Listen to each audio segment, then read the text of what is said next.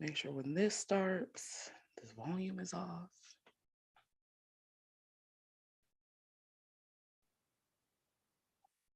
There's always a delay, that awkward pause in the beginning. One of these days, I'm gonna like be a real YouTuber and not have that awkward like pause before things start. Right. Like just Then jump right in. one of Listen, these I say the days, same it's gonna thing kick about my in. podcast. I'm like, one day it'll be edited with music. Right now, it's just like, that's just right here. One of these days, I'm gonna get it together. But I guess since we are live, hello. Hello. Hello. Welcome to another episode of Conversations with Coco, where we just have real life conversations. One of these days, I'm gonna have a real intro too. So take your bets now. When it's gonna happen, we don't know. Right. All right. So we are here for part 2 of the conversation is protect Black women, conditional to Black women. We have some familiar faces, some new faces. And so we're going to take the time now to go around the room and just introduce yourself. Let us know your name, whatever else you would like us to know, any projects, any way we want to follow you. Plug yourself. So I don't know who wants to go first, but y'all can go. I'll let y'all have it. Y'all grown. I'm gonna start at the top because I know I've seen these young ladies and I know they got a lot to say. I want to start because I only got a little bit. My name is Stephanie LaShawn. I don't have any upcoming projects. I'm still just trying to find my way on the apps. So I don't have a particular area that I focus on. I'm all over the place. I'm a little chaotic, but my handle is Stephanie LaShawn. Listen, we're not going to do over here. We're not going to do that. We may not have any projects, but we about to pop, okay? Okay. Okay. All right, I'll jump in. I am Desiree B. Stevens, and I'm Desiree B. Stevens on all platforms, Instagram, TikTok, and YouTube. I actually also have a YouTube. Upcoming projects. Yes, I am co-hosting with Yolanda of Decolonized Parenting, and we have a panel of like 20 plus speakers. Amazing. One is Consciously. I get to interview Tony Neighbors of Racial Equity Insights. And we're going to be talking about everything from advocating for your neurodivergent child, just everything, just all of the things about decolonizing parenting, right? Like more conscious parenting, over gentle parenting, like being aware. It's really amazing. September 23rd through the 25th. And the link in my bio, can you say that here on YouTube? The link is in my bio on Instagram. So, and it's like $40 off, and they're really accessible prices. So, and that's going to last until about the 12th. So you should go and get that. Other than that, I am a decolonization coach and counselor because we need to be pathologizing whiteness as a whole ass system in order to dismantle it. And with that, I yield the mic. All right, y'all. So I am Facts and Snacks. You can find me on TikTok on Facts and Snacks Official. I'm also on Instagram, and I've started a YouTube page, but I don't know how to really work any of those right now. So while we're maneuvering, just find me on TikTok. For those of you who don't know me, my profession, I am a litigation paralegal in Canada, more specifically Ontario, and I handle more primarily employment, contract, and human rights. Employment law is my specialized area. In addition to the fact that I also do initiatives for homeless people, more specifically women with children, trying to help them navigate, these unfortunate circumstances that we call life under capitalism, as well as post-COVID. But online, I have a dedicated platform to addressing anti-Blackness. Which, again, more primarily, I do love talking with Black women and women like myself that are part of the Black community. Obviously, I'm a mother, so, protecting our children is, a high priority. However, I also navigate for racism against Black men. My page is not anti-Black male. So with all that being said, that's what you'll primarily find on my page. Well, my name is Ari, and you can find me on TikTok at Coach Ari Says. I just post pictures on Instagram, and I, for the life of me, cannot remember what my Instagram handle is. So I just gave TikTok. I'm trying to get into the swing of things of being more active on TikTok, but being a doctoral student, sometimes, you got to put certain things on the back burner so you can make sure you can get the grade, because I can't afford to take no classes over. So that's where I am. And I am a career coach for a nonprofit organization in the Hampton Roads area of Virginia.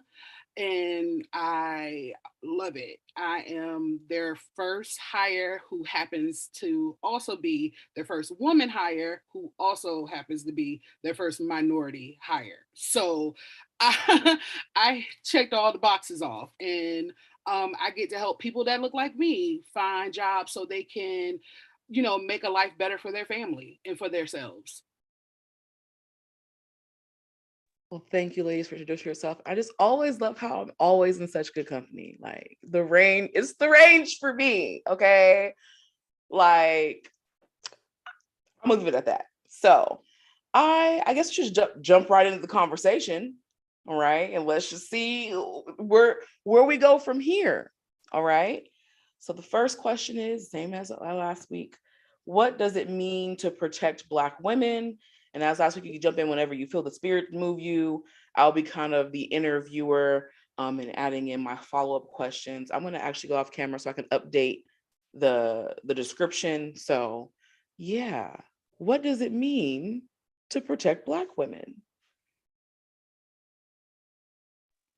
You gonna let it marinate for a little bit? We can let it marinate for a little bit. I was gonna say, I feel think the that. new ladies should absolutely, be the people. Since we had the discussion last week, I'd love to hear, like you said, the range. I'd like to hear the other answers as well. So yeah, need some music, DJ in between there, Coco. See, one of these days I'm gonna learn how to play sounds and music. It's gonna be a whole production. One of these Dude, days. just tell Alexa to One do of it. these days. Well, what for you? Well, Or what do you, I know we're in these social media streets too, so what do you observe? What do you feel for yourself? I know everyone has a different definition of what, it means to protect Black women. So wherever the spirit moves you. I look at it as a holistic thing. You can't protect me physically if you're not going to protect me mentally and spiritually. Um, when I think of protect Black women, it's listening to them, not thinking that they're automatically lying, or the typical, oh, she's just angry, or she's just bitter. No, actually listening to this Black woman and allowing her the opportunity to be vulnerable and to be open without any judgment. So that's my take on how to protect a Black woman. Okay, well, I will, unless you wanted to go ahead, Stephanie. And piggybacking off of that, listening first, I guess seeing Black women, and not just seeing Black women as a sacrifice for the community, a tool for the community, but seeing Black women in their essence and what they have to provide and offer, yes, but also nurturing Black women. And I think a lot of times when people see protect Black women, they go automatically to the physical, and like she said, it's holistic.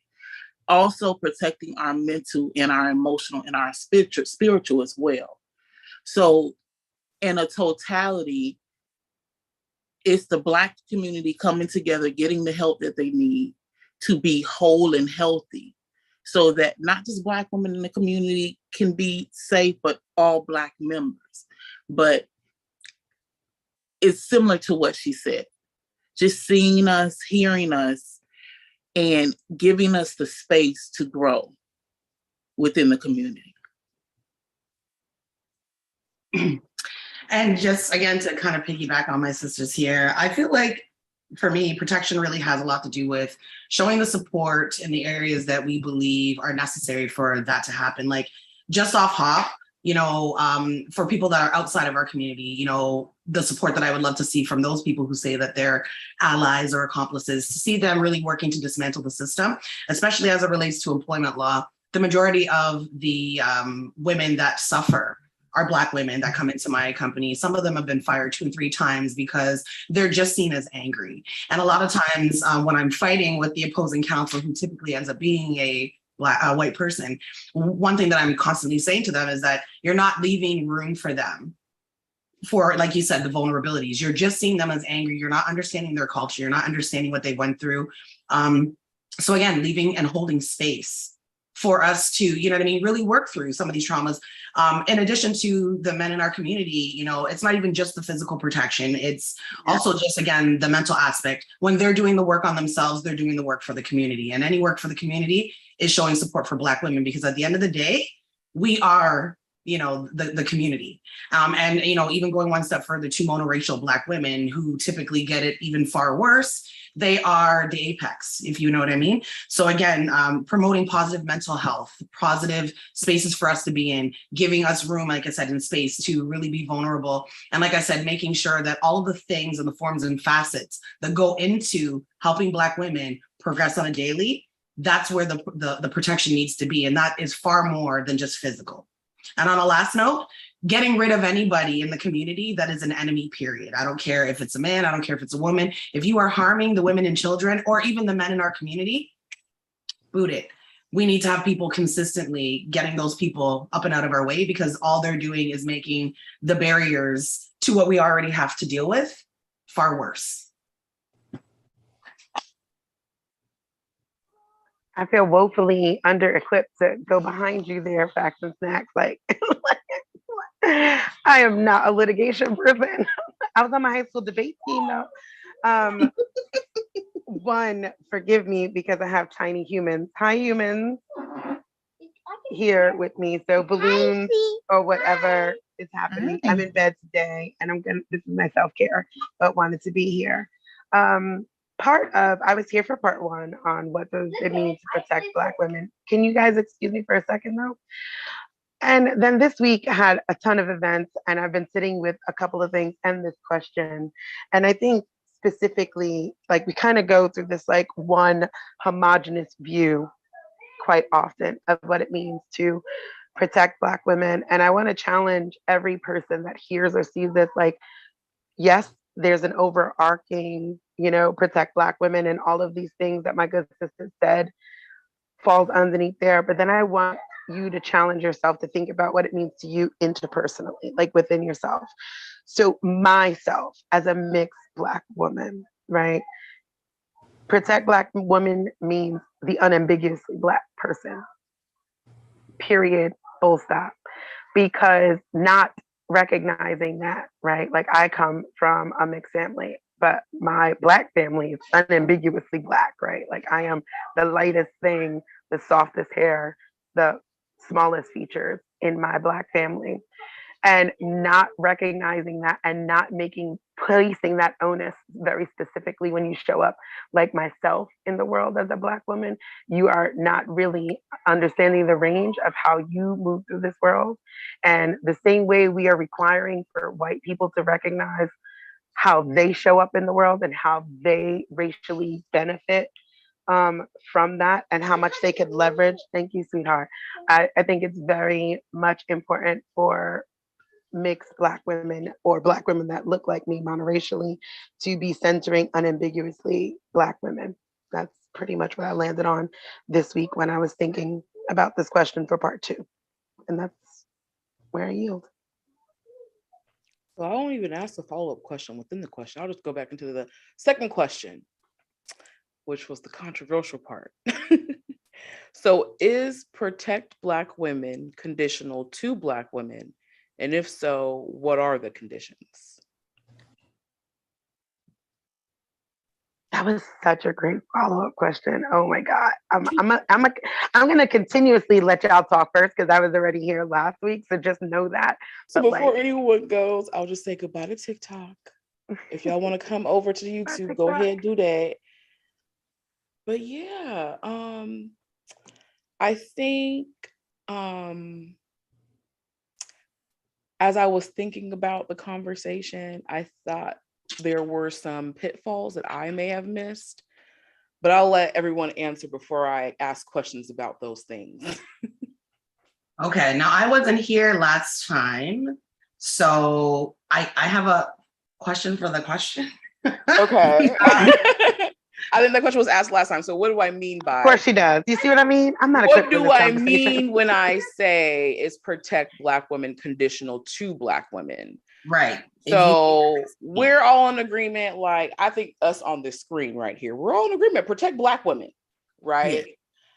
But I guess the question I'm getting at is, when we say that as a community, does that come with unwritten rules of I'm only going to protect Black women if these things are met on her end? Be it, I'm going to protect the light-skinned women, I'm going to protect the thin women, I'm going to protect the short women, I'm going to protect the non-masculine presenting women, etc., etc., Okay. etc. All right. I want to take a stab at this then. Because you know what? Because I do think that the conditions can change because there's variables here, right? Like as we pointed out, myself and Desiree, is that what we're calling you, Desiree B. Stevens? Both of us are, mixed race, or I'm biracial, right? And although my presentation is Black, I understand that I have a different experience, especially being light skinned. So I feel like as a person who comes into the Black community being part of it, I don't think the conditions are the same for me as a monoracial person because, again, like there's variables. So what I'll say is this. When I think about how I wish to protect Black people and what conditions I feel like should be met in order for me to do that, and we're not talking about, again, like, anybody's complexion or, anybody's lived experiences. I'm more referring to if you are a Black woman who, let's just say you're Candace Owens, I think this is where we should go. I feel like there's some things about her that I would still protect. We were there last week. Yes. We used her last week too. Okay, so we're not. Candace is always up for a conversation when we talk about Blackness.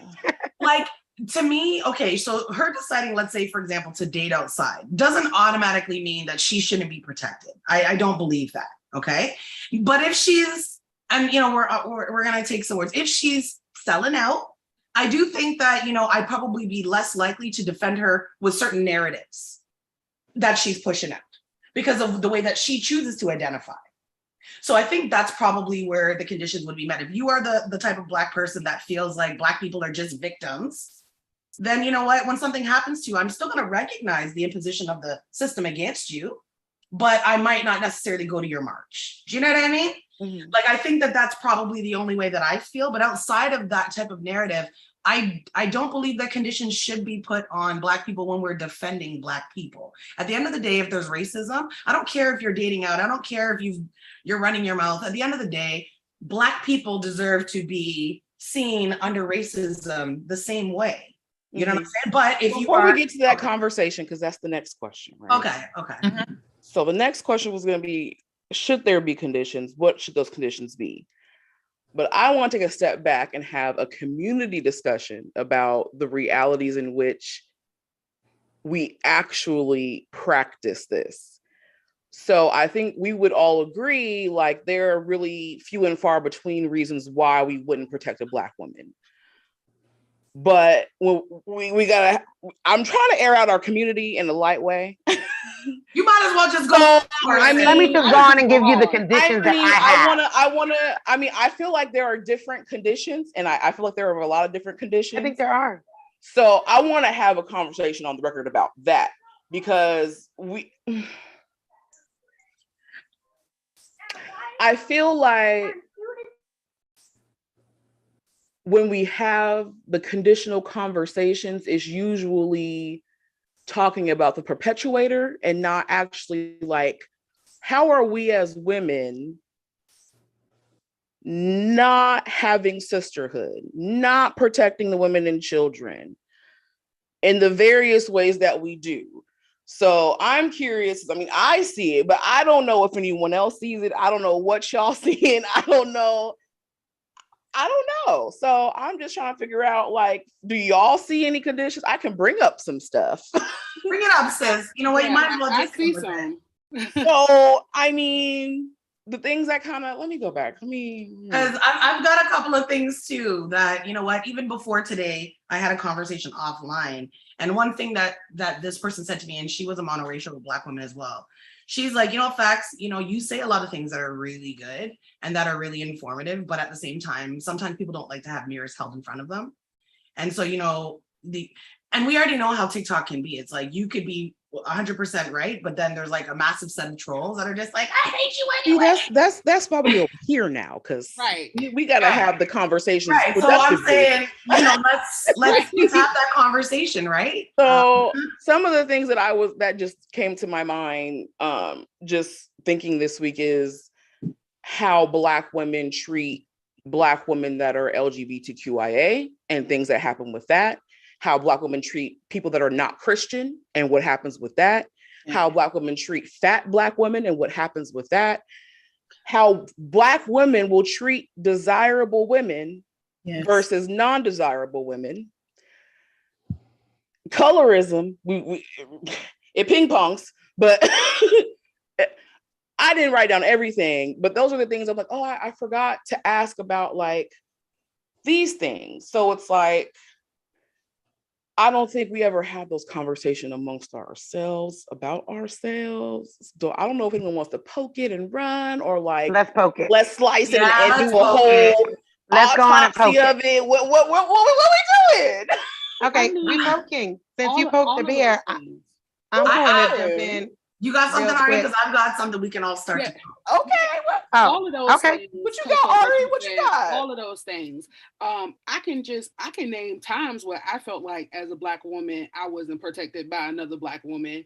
And that was like at work, and she was my boss, and we were cool. Like, when I first started, we were home. Add it to the list. Corporate America, jobs. We were homegirls. And then when I, decided I was being overworked and I was getting overlooked, and I put in that notice to say, oh, I found something better. Oh, she got me out of there, and then blackballed me. So I couldn't even teach at that school. Wow. And the dean of instruction wanted me to teach there, but I couldn't even teach there because she was like, oh no, you don't want her because she has too much mouth and she does this and she does that. So we have Black women not liking other Black women to progress because they know, like, I do the bare minimum. She comes out and she's doing 10 times over what I could ever do. So I'm just going to throw her out there to the wolves, and whatever happens to her just happens to her. We'll figure it out. Never, because that's not my problem. And then we do have that light skin, dark skin thing where you'll look at me and say, oh, before we go there, I got a follow-up question to that about the job and academic competition. Mm-hmm.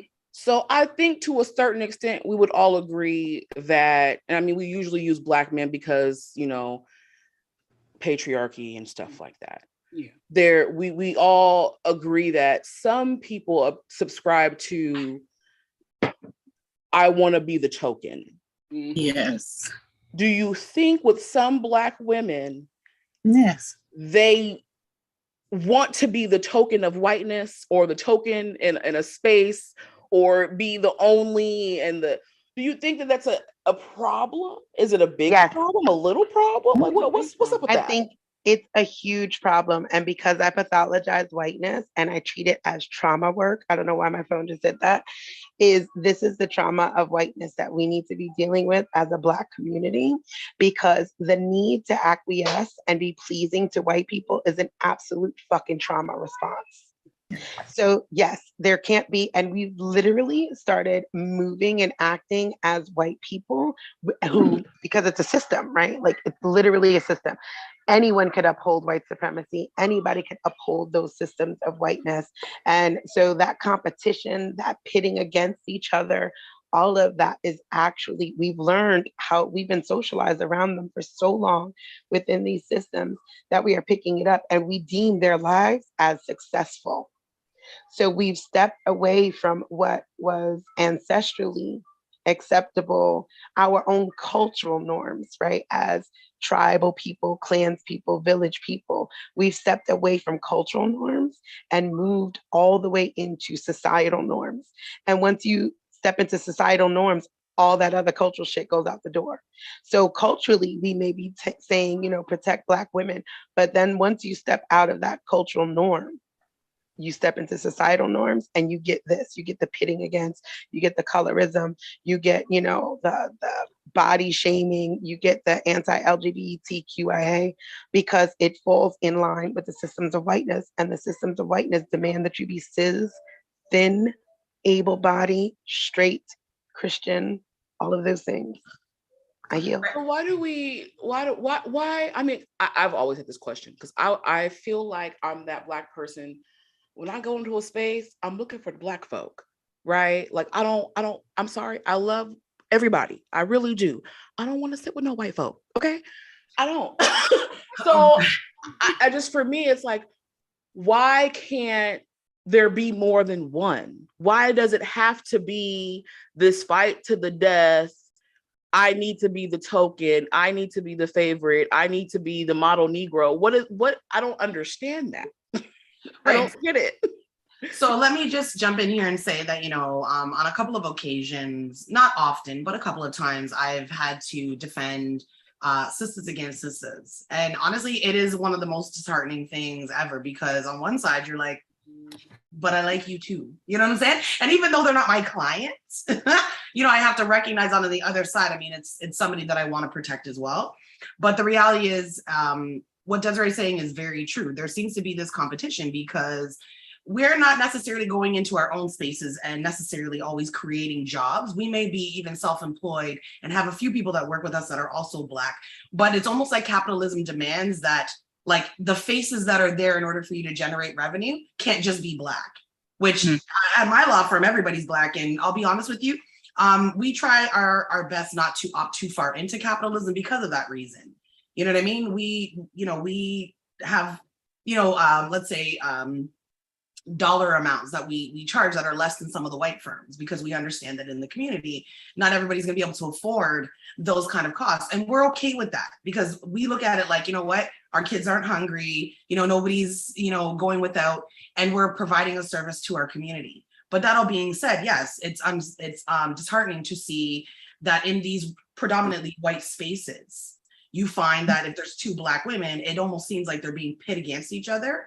And like I said, then when you end up having to go and litigate these situations, you're literally on different sides. Like, you're coming into the court to be like, well, my Black client was treated anti-Blackness by another Black person. And white judges are often confused because they don't even understand that particular concept. You know what I'm saying? So I would have to agree that, there is this weird competition sometimes that goes on when there's too many Black people in one space. And to that point, that's where, we often see when there's immigrants that come here. People like Candace Owens, for example, is somebody that wants to, have the people that come here and do many of the jobs that we aren't able to do, like farming. Some people that are competing in these customer service spaces, they want to act like, oh, these Black people are coming from other countries and just taking our jobs. And it's like, that's not necessarily a truth. Like, we should be uniting with these people rather than having them on two sides of the spectrum as Black people, right? So yeah, I would have to agree that is problematic in my opinion. I think many of us are aware that in predominantly white spaces, because that's what I work for government, that only a handful of us will be tolerated. So we come into the job with, in order for me to stay and to rise, there are some unscrupulous things that I may have to do. I may have to stab my sister in the back. And a lot of times, because we're mentally conditioned that way, it works out in their favor. They don't have to get rid of us. We'll get rid of each other. So, and I've seen it. I haven't had to deal with it, but I've seen it. And I always think, well, you're my sister. When I look at you, I see me. But everyone doesn't operate in that manner. And not just in corporate. I look at, even on the app, where we constantly have these wars between either light skin, dark skin, older Black women, younger Black women, small. It's always something. And I think that's why, like I always say, I love Gen X, but I have a lot of beef with Gen X about the younger women, because it's always an issue between the two. I remember the issue with the bonnet. And that's when a lot of Gen X tried to drag me. Listen, I'm not the one to drag. But it's just that it's respectability politics. They're right. horrible. And I'm a Gen Xer. Yes. And I'm like, and it's why I'm like so adamant about rocking my bonnet on app. Like, no, like you're gonna listen to me because again, it's a trauma response. You're trying to be pleasing to black people, to white people, and like we're still black. Like we're still black. Like I don't know what words you could say on but like as far as they're concerned, because we're not pathologizing them enough. They have their own hierarchy. They Yes. beef too about thin and fat and blondes and brown hair and blue eyes and curly hair and Yes. what's cute and what's not. And like I grew up in whiteness, like so they cannot gaslight me into pretending that with this picket fence and their 2.5 kids and a fucking golden retriever, it's a lie from the pit of hell. All right, middle class white America is not the majority of what it is. And middle class white America is absolutely wrought with its own dysfunction.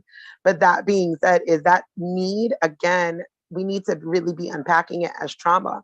Like the need to be pleasing to our abusers. Living inside of America is living in a domestic violence situation. It's no different than if a dude was to come home and be kicking your ass. And it's like, okay, well, let me just dress prettier. If I talk nicer, if I fuck them better, like nothing you're gonna do, fam. Still gonna get your ass kicked. So you may as well just be authentic and that's it. There's nothing that we're gonna do, and we need to really release that to liberate ourselves. I'm sorry for cutting you off. Just jumped in. I wanted to ask, can I input like another example of something that I feel like okay. So as somebody who's biracial, and I was raised in a Black household because even though my mother was white, she passed when I was very little. And so being raised by a Black person is a much different experience than the biracial people that I've met that have been raised with a white parent, more specifically their white mothers. But I'm going to say this, what I think is really terrible is when I hear, and again, it's a group of people, it's not all Black women, but when I hear a group of Black women that say that they're going to divest and date out almost exclusively, it is interesting to me that they will look at somebody like me and not only try to tell me that I don't have a say in that discussion as it relates to interracial relationships, but also try to tell me that I'm not Black. Because what that sounds like to me is that you're gonna go and make a child with somebody outside of the community and then not refer to us as Black, which then tells me that you're not protecting Blackness because you're willing to walk in and make a whole another race of people. And for me, when I hear Black is beautiful, I look at women right here, monoracial, darker skinned Black women. I see that as beautiful. I don't see Black as beautiful when I look at a biracial person or a mixed race person who is white. That's not Black to me. I don't care if it's culturally Black because they were raised with a Black parent. When I look at that, that's not the Black that I know that is beautiful as far as I know, because that statement alone came from somewhere. Do you know what I'm saying? So it's hard for me to hear monoracial Black people who are in interracial relationships refer to people like myself as non-Black, because all it sounds to me is like you don't care about Blackness because all you care about is making children that aren't Black. Like that, and that to me is, in my opinion, is a conversation that is very hard to have with some of these people, because even if some of them are genuinely dating out because they've just found somebody that happens to be a different race and they really care about that person, which is fine. That's very different than those of them who have internalized their own self-hatred, who have internalized the colorism that they've been subjected to, those that have not got the healing and the help. And like I said, now the conversation of them trying to protect Black women, I don't get to be part of that because I'm not a Black woman to them. And I'm like, that's weird, because why are you like literally pushing a narrative to have children that are not Black?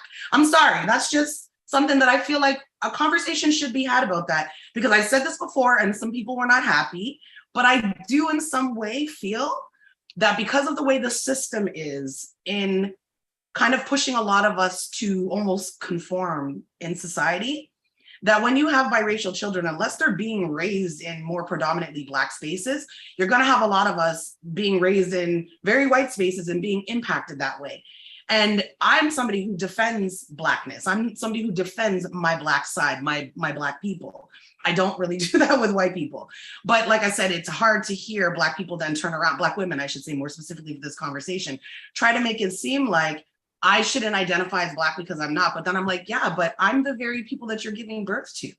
So like, why can't we have that conversation as to why you But we're don't? gonna have that conversation later. It's gonna be a whole Yeah, you know what I mean? Like, because no, we again, don't. it might, No, it might be a buzzword.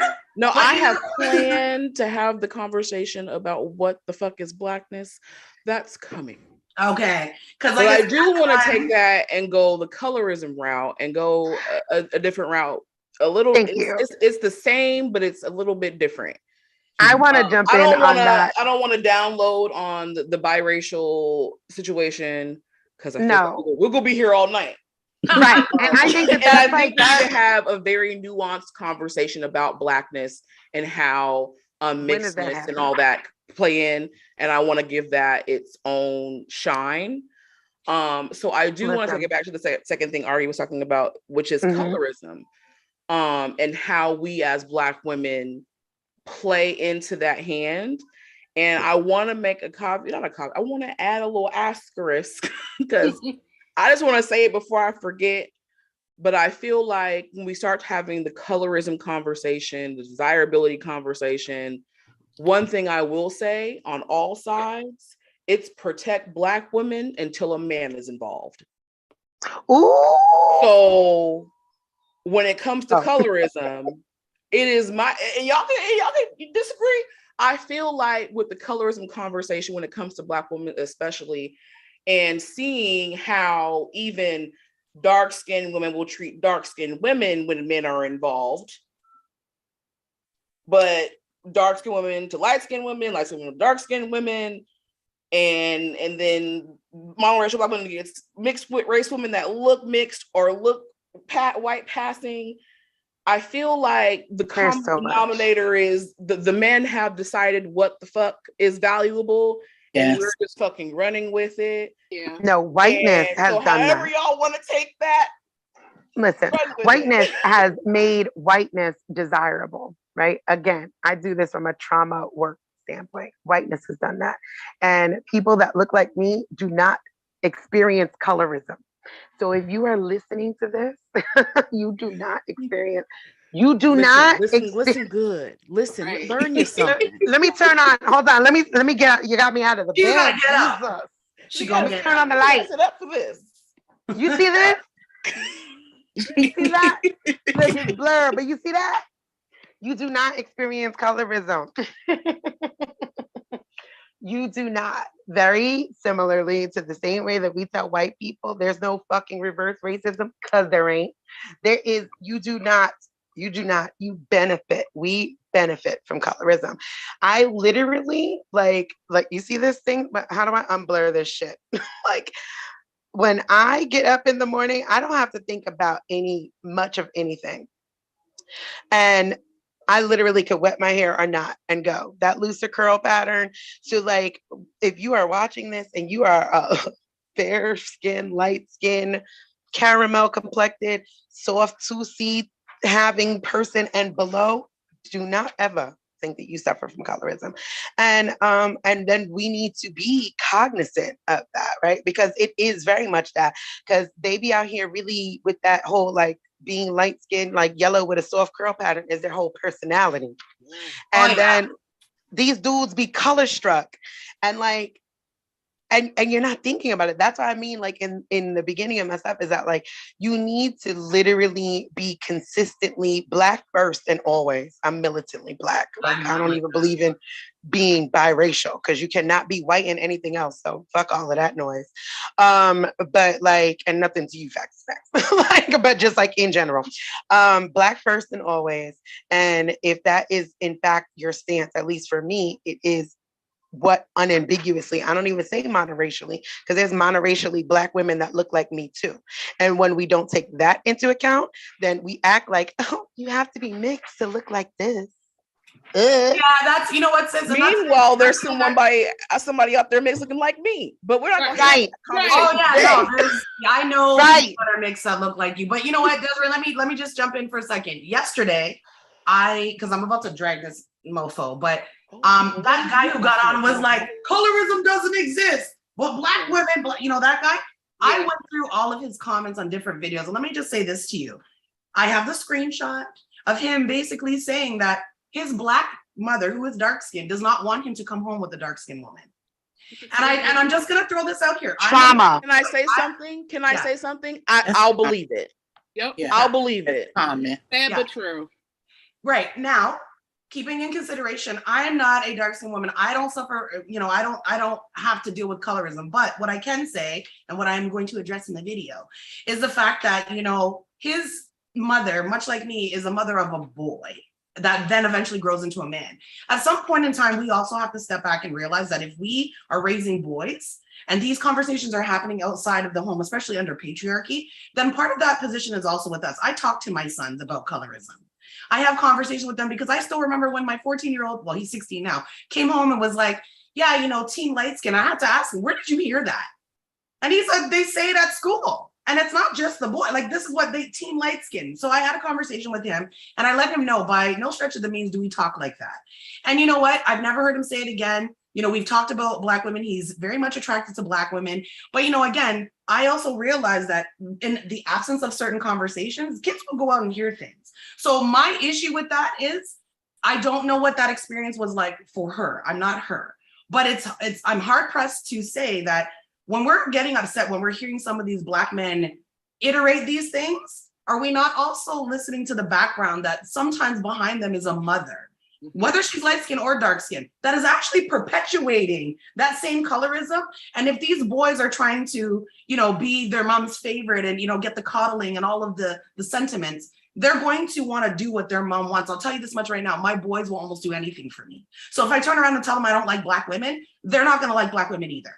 That's just how that's going to work. And we go down. I'm gonna go on and say, if their mother is dark skinned and doing that again, it's trauma. And I'm gonna let. Yeah, I was the gonna darker let's sisters go. talk. Let's go down. Let's walk down the road. It's trauma, though. It's Let's trauma walk because it's trauma. down. What? But let's unpack that, Let's do it. because I'm sitting here looking at two other dark skinned women like me. Yep. What would cause a dark-skinned woman to tell their dark-skinned child, not to marry another dark-skinned person to create more dark-skinned children? Like Desiree said, a lot of it is trauma. A lot of them experience colorism. And some of them don't want their grandchildren to experience colorism. But let's air it out, because we can say we experience colorism. What does that mean? Right. What does that look like? Because it looks like me out on the playground getting called darky. It's me on the playground saying, oh, you're a nappy-headed African booty scratcher. Yeah. Exactly. It happens when I'm in high school dating people that say, well, you're cute for a dark-skinned girl, or I would never date a dark-skinned girl, but I'm making an exception for you. Yep. Heard that before. Like, let's air this bitch out. I have time today. Me too, girl. Go ahead and air it out. I really want to, because I feel like, for me as a dark-skinned woman, I will never, ever, ever in my life discourage someone from loving someone of a certain type of hue. Right. Especially if the hue is like mine.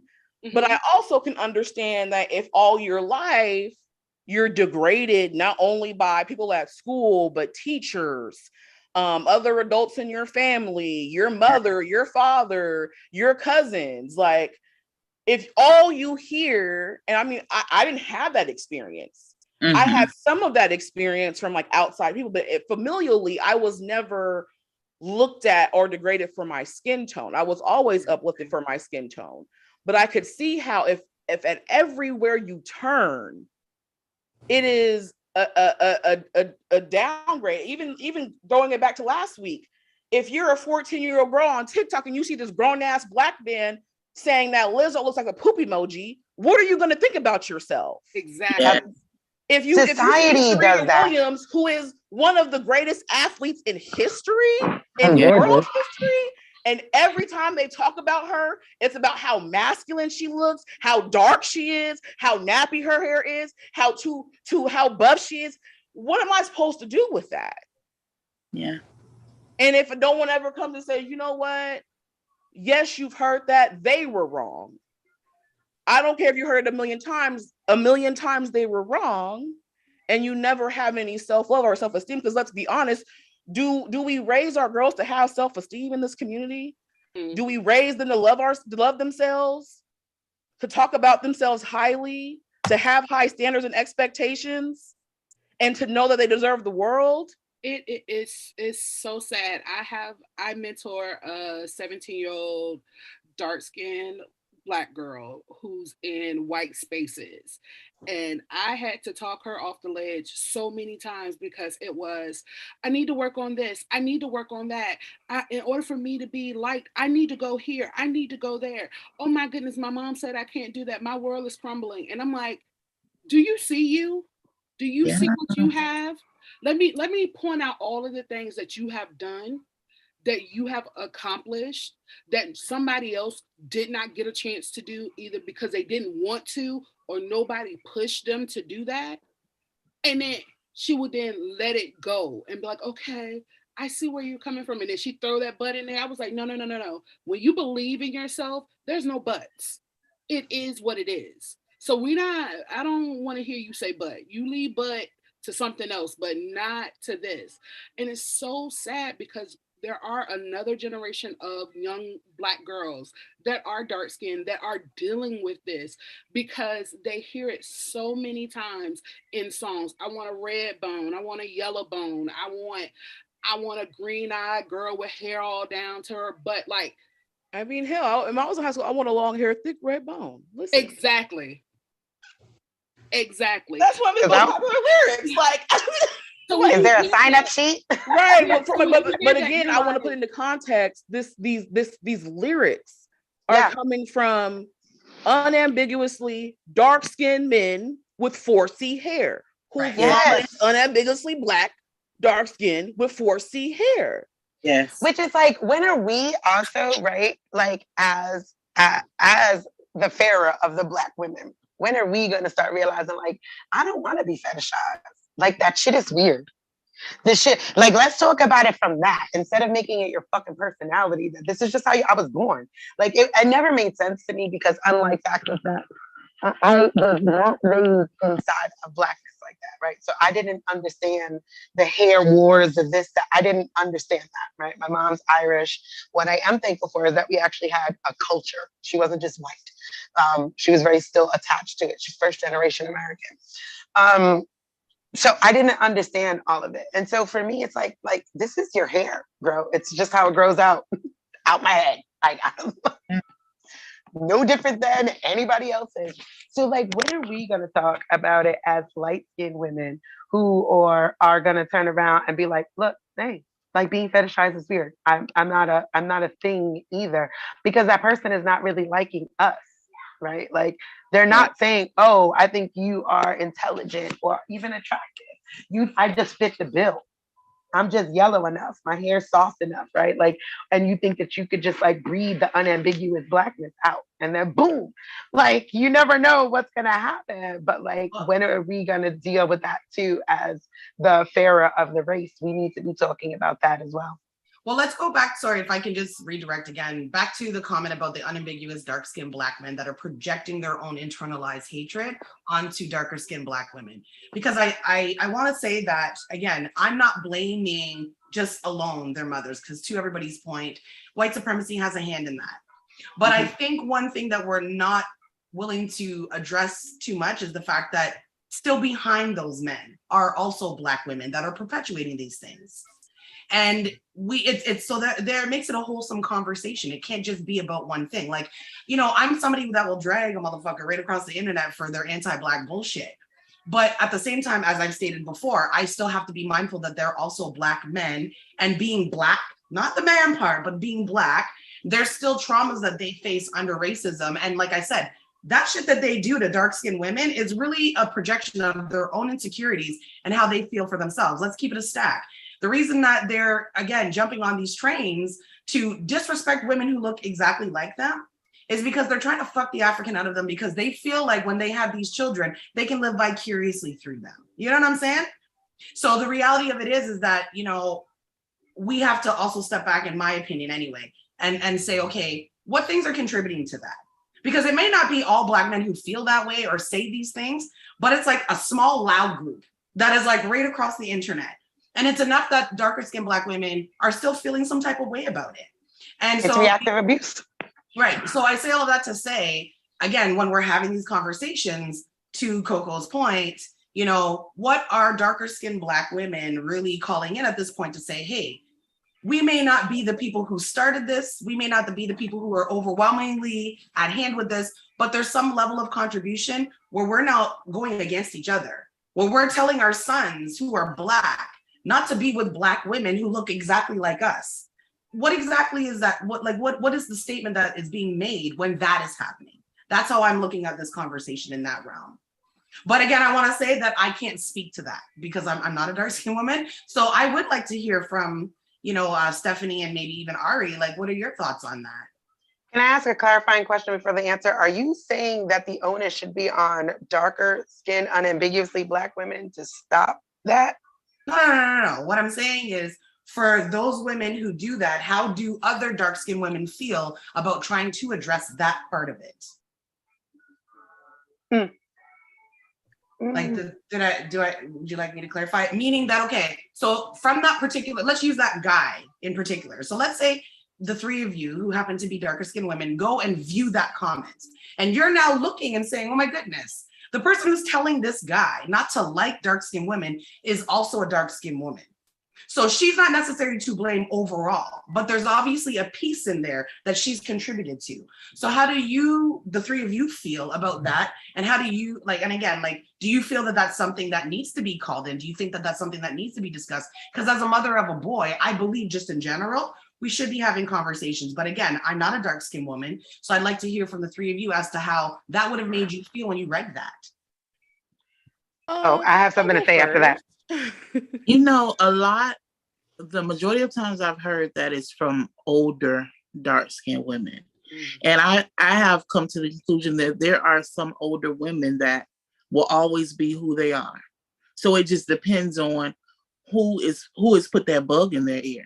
A lot of our older generation, because of the world that they came up in, there's a lot of things that they're going to take to the grave. So for my mental peace, I determine whether it's even worth it or not. That's fair. I like that, Stephanie. Yeah, because until they're ready to tackle that demon that they have inside of them that makes them project that out to other dark-skinned women, what can I say to you? Because that's your belief. If your belief that you are ugly because of your complexion, me telling you that you are not ugly because of your complexion really wouldn't matter. You know what I'm saying? Because it's so ingrained in your mind that you are not wanted, you are not needed, you're not valued. Like, you're only going to be the mammy. You're only going to be good for, being the wet nurse. Nobody is going to see you as this damsel in distress. It's nothing I can say to you. I can sit here and pull my husband and say, look at this man that's with me and I'm dark skinned. Look at him. He didn't go with a light skinned woman. He didn't tell me, oh, I'm just going to settle because, you're pretty for a dark skinned, Black girl. I'll date you. So until they start seeing it within themselves, I don't want to fight with you. I feel bad for you. So I don't want to fight with you. You can fight by yourself in my comment section. Hopefully I won't block you, but you can fight by yourself. But you got to figure out why you don't love yourself. It's not a matter of me. I love me, and I was raised with my mom and my grandma being in the house, and both of them look just like me. Just like you, yeah. And my mom like, girl, you are such a pretty, oh girl. Yes. My nickname from my uncles when I was younger was baby doll, because they said my skin was so smooth, it looked like a porcelain baby doll. And it still does, sis. Thank you. I think it sure does. I'm like, listen. So with that, nobody could tell me like, oh, you're ugly for a dark-skinned girl, or you would look so much better if you didn't wear those bright colors because that doesn't become your dark skin. Somebody said that to me, like, your mama. And Yo, yellow ass mama don't look good in yellow. I put a washed out a long time ago of why I'm so snappy the way that I am. It happened to me in 5th grade. I had a guy in my 5th grade class that was like, oh, because your skin looks like dark chocolate, I'm going to call you a M&M. You're like milk chocolate. So I'm going to call you M&M. And so I was like, okay, you can call me whatever you want. And then one day it just got on my nerves. And I was like, sir, your titty's bigger than everybody in the classroom, including the teacher. And ever since then, his nickname was Titties. Nobody said anything to me about Eminem. And it was like, well, we're not going to mess with Ariel because she crazy. Right. And so I just learned how when a guy came to me, if a guy comes to me and they're like, I would talk to you, but you're dark skinned. Okay, it's like 17 other dudes in here that's going to talk to me. You not talking to me has no effect over me. I feel sorry for those people because it's all mentally ingrained in them from all of this generational hurt that they haven't learned how to let it go. Right, I agree. And some will never let it go. They've built up this callousness because they've had to protect themselves mentally, and they're not willing to listen. So you just have to determine whether it's worth the conversation or not. Right. And I'm going to say that the onus is not on them. I think that, like, very similarly, the same way. I feel like it's on all of us. No. I feel like it is on all of us because we each have a piece. And I think especially with dark-skinned women, our piece in that is not only unlearning our internalized anti-Blackness, but to lead by example of we're not going to tolerate these older Black women shaming dark-skinned women for wearing red lipstick, red nail polish, bright colors, different hair colors, short clothes. That's what we get. Being strong-minded and very I know where you're getting at, Coco. I know where you're going. I dig it. But I think, okay, then how about it needs to be a joint effort? Because again, we're the ones. I think for me, if you ain't helping, and I think all hands need to be on deck. You feed into it. You're feeding all into it. Like on deck. If you are watching that go down and you are of the fairer skin within the Black community and you are watching that go down, you are perpetuating it. Like, absolutely. You should want to have light-skinned kids. Like, no, like you should be in there. Like, what's so special? But the funny thing is, though, 2 dark-skinned people can make a light-skinned baby. That is true. Yes, that is true. That's when monoracially Black women look like me. That's why, that's why I don't let Black people because there's plenty of Black people that's like, you're not really Black. I'm like, damn, monoracially Black people look like me. You two are acting like monoracially Black people cannot be light-skinned, and that shit is weird. Right, listen, I only call myself biracial to talk on these apps. Outside of this, I call myself fucking Black. Like, I came from the school where biracial, not a race. But what I wanted to say is this. As a mother, though, okay, I think that it is in poor taste for us to be raising children and treating them a certain way, especially when you're raising boys. Because like I said, patriarchy has its own gift. And I promise you, me and my 16-year-old are constantly going back and forth just on the thing. Like, again, you see the Andrew Tates being shoved out on social media. I have to battle that in my household. It's not good enough, in my opinion, for me to just be like, well, I'll just let the world raise my kids. No. Right. I think that it is our position, whether you are a light-skinned or you are a dark-skinned mother, to make sure that we are combating anti-Blackness. And so I'm not trying to call this woman out for her trauma. What I am saying is I think that, again, there's a wholesome effort here as a mother, if I'm raising children in a Black household, that we should be having these conversations. Because like I said, that's my contribution to my guidance to my child. I don't have the rights to, like, again, I don't believe in controlling children. That's not how I like to raise my kids. Right. And that's how I was raised, though. But I'm trying to do something different. And so I'm trying to converse with them. And I'm happy so far with the results, but I promise you, there's been a lot of crying nights. And I feel like when I saw that comment from him, well, not from him, excuse me, it was a sister who was like, did you really just say your mom doesn't want you to bring home a dark-skinned person? And he said, yes. Like, where it kind of hurt was, like, as a mother, like, I can't believe you would actually say that to your son. You know what I'm saying? Because again, he's going to grow up and feel this because this is what his mama told him. And until he takes the time to unpack that, which again is his responsibility, That's what he's now projecting in the world. So unless you've got great confidence, like my sister Ari, who is really out here saying like other people's issues with me being dark is their motherfucking issue. There are just, it's just something that I feel like we should be working as parents to work with our Black children to have them understand colorism, where it comes from and how to overcome it and move beyond it. And I do think that that's part of my job as a mother in this community. That's what I wanted to say. And I think it kind of segues into LGBTO. Sorry. Hold on. So on the note of parenting, because this conversation was going down on some other parts, nooks and crannies of YouTube. So there is a part where I do agree we as Black people need to parent differently and parent much better. So in dealing with the reality of what it is, it would be different if his mother said something that didn't align with our culture.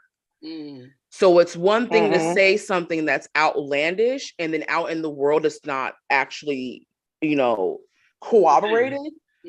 But even though it is sad and I disagree with his mother and I would never do that myself, I can't ignore the fact that he is going to have on a daily basis more and more and more evidence for his mother being right.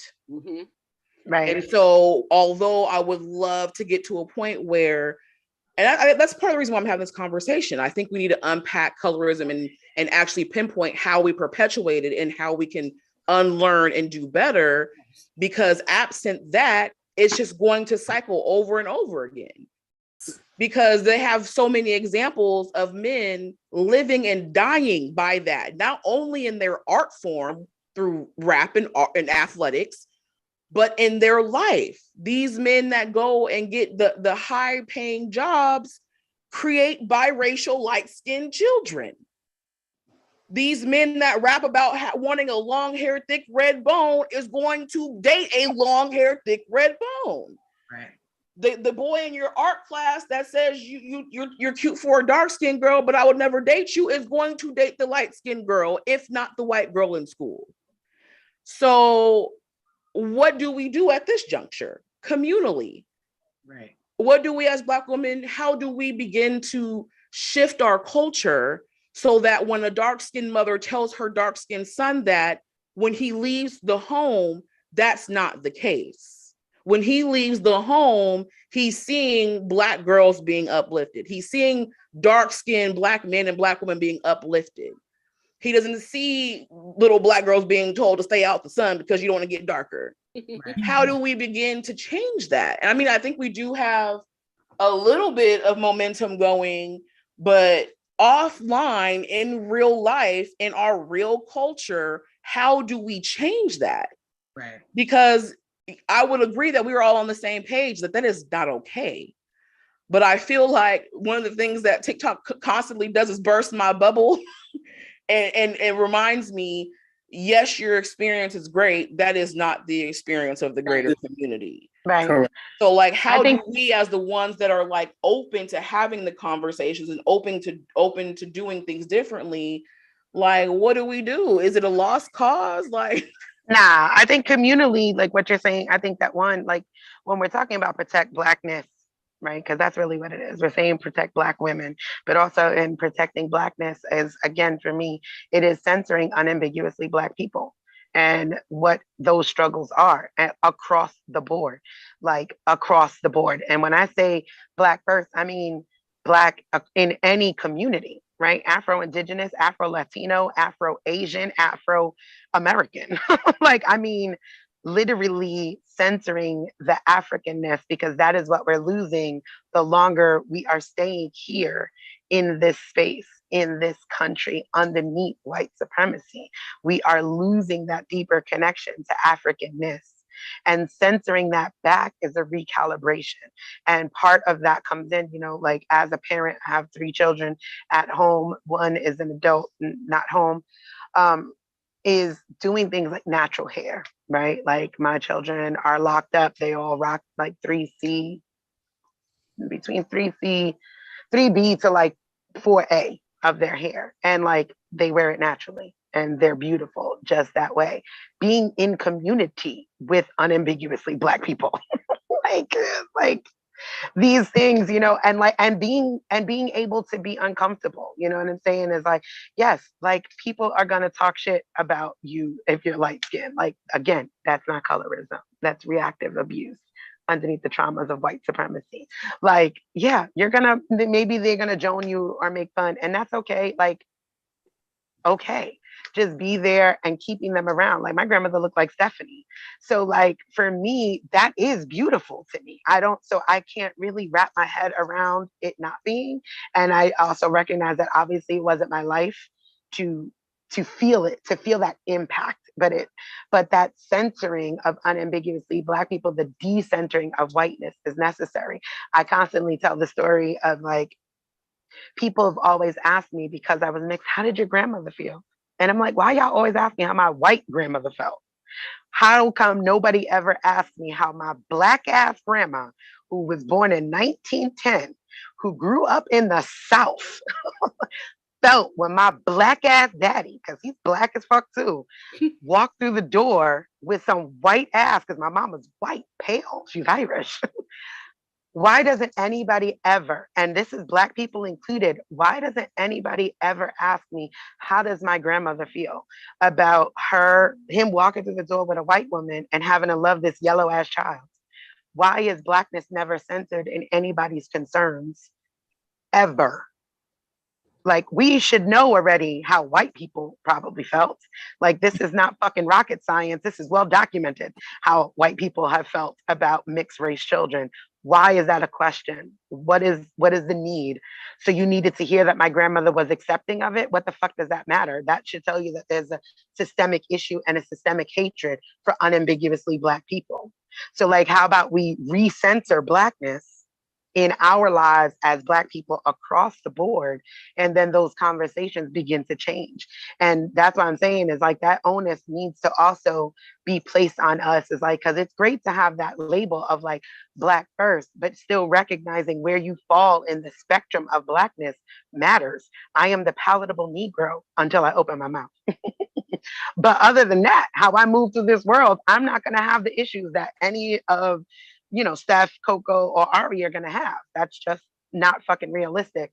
And pretending that that is not a reality is an erasure of unambiguously Black people. And having that conversation continuously, like I have these conversations, my kids are in the house, right? Like, I mean, I'm stepped outside right now, but quite often when I'm on TikTok and having these conversations, my kids hear this.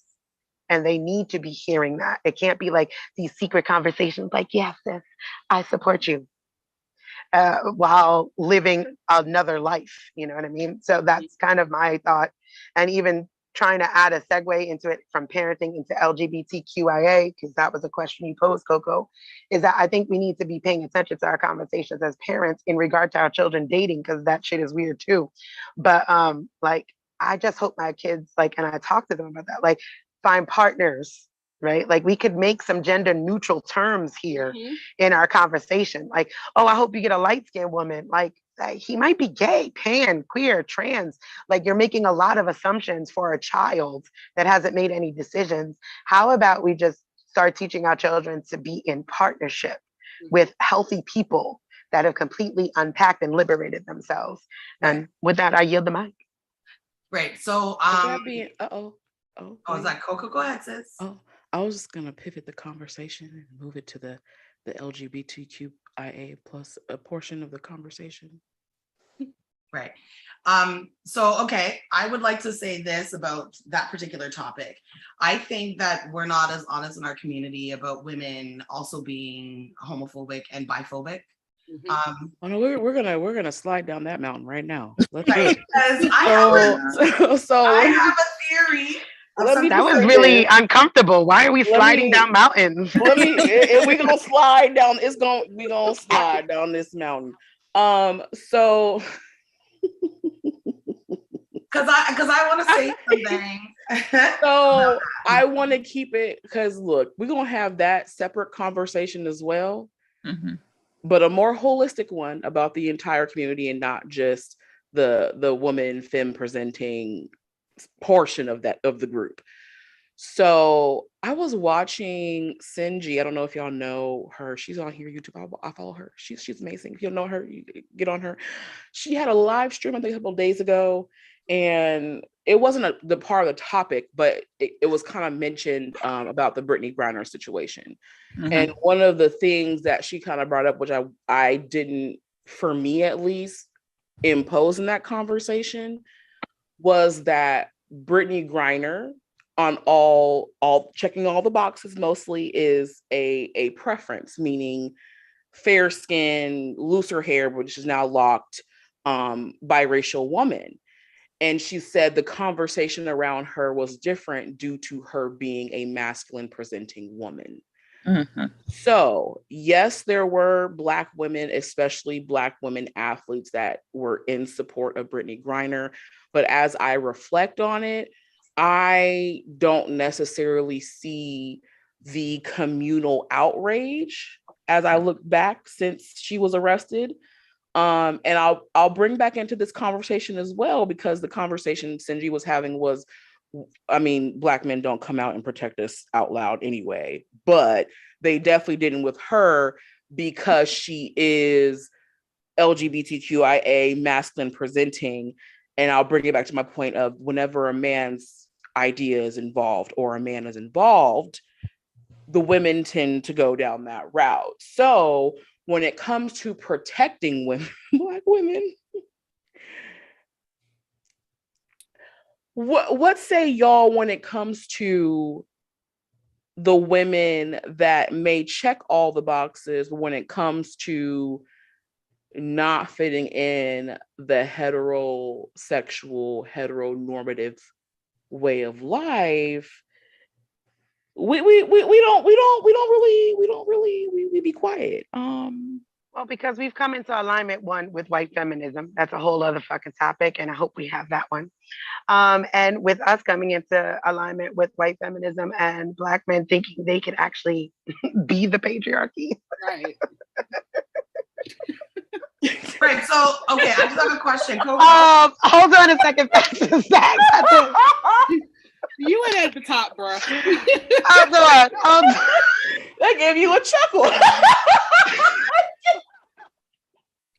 Because this shit is so absurd, fam. It's like, yo, you know you're Black? Push past the fact that you're a man. Like, you're just a tool of the patriarchy, bruh. You're just a tool of the patriarchy. You cannot win patriarchy because still Black. I'm never gonna let you in the boys club. They just let you wag your dick around, and that's about it, fam. If I can ask, hold on, let me just finish that statement. Between us and adopting white feminism, which is the problem of itself, and Black men actually thinking they could participate in the patriarchy, aside from being tools of the patriarchy, we start coming into alignment with those systems of whiteness. And as soon as you are not worthy, which in whiteness, right? Because white women are still property of white men.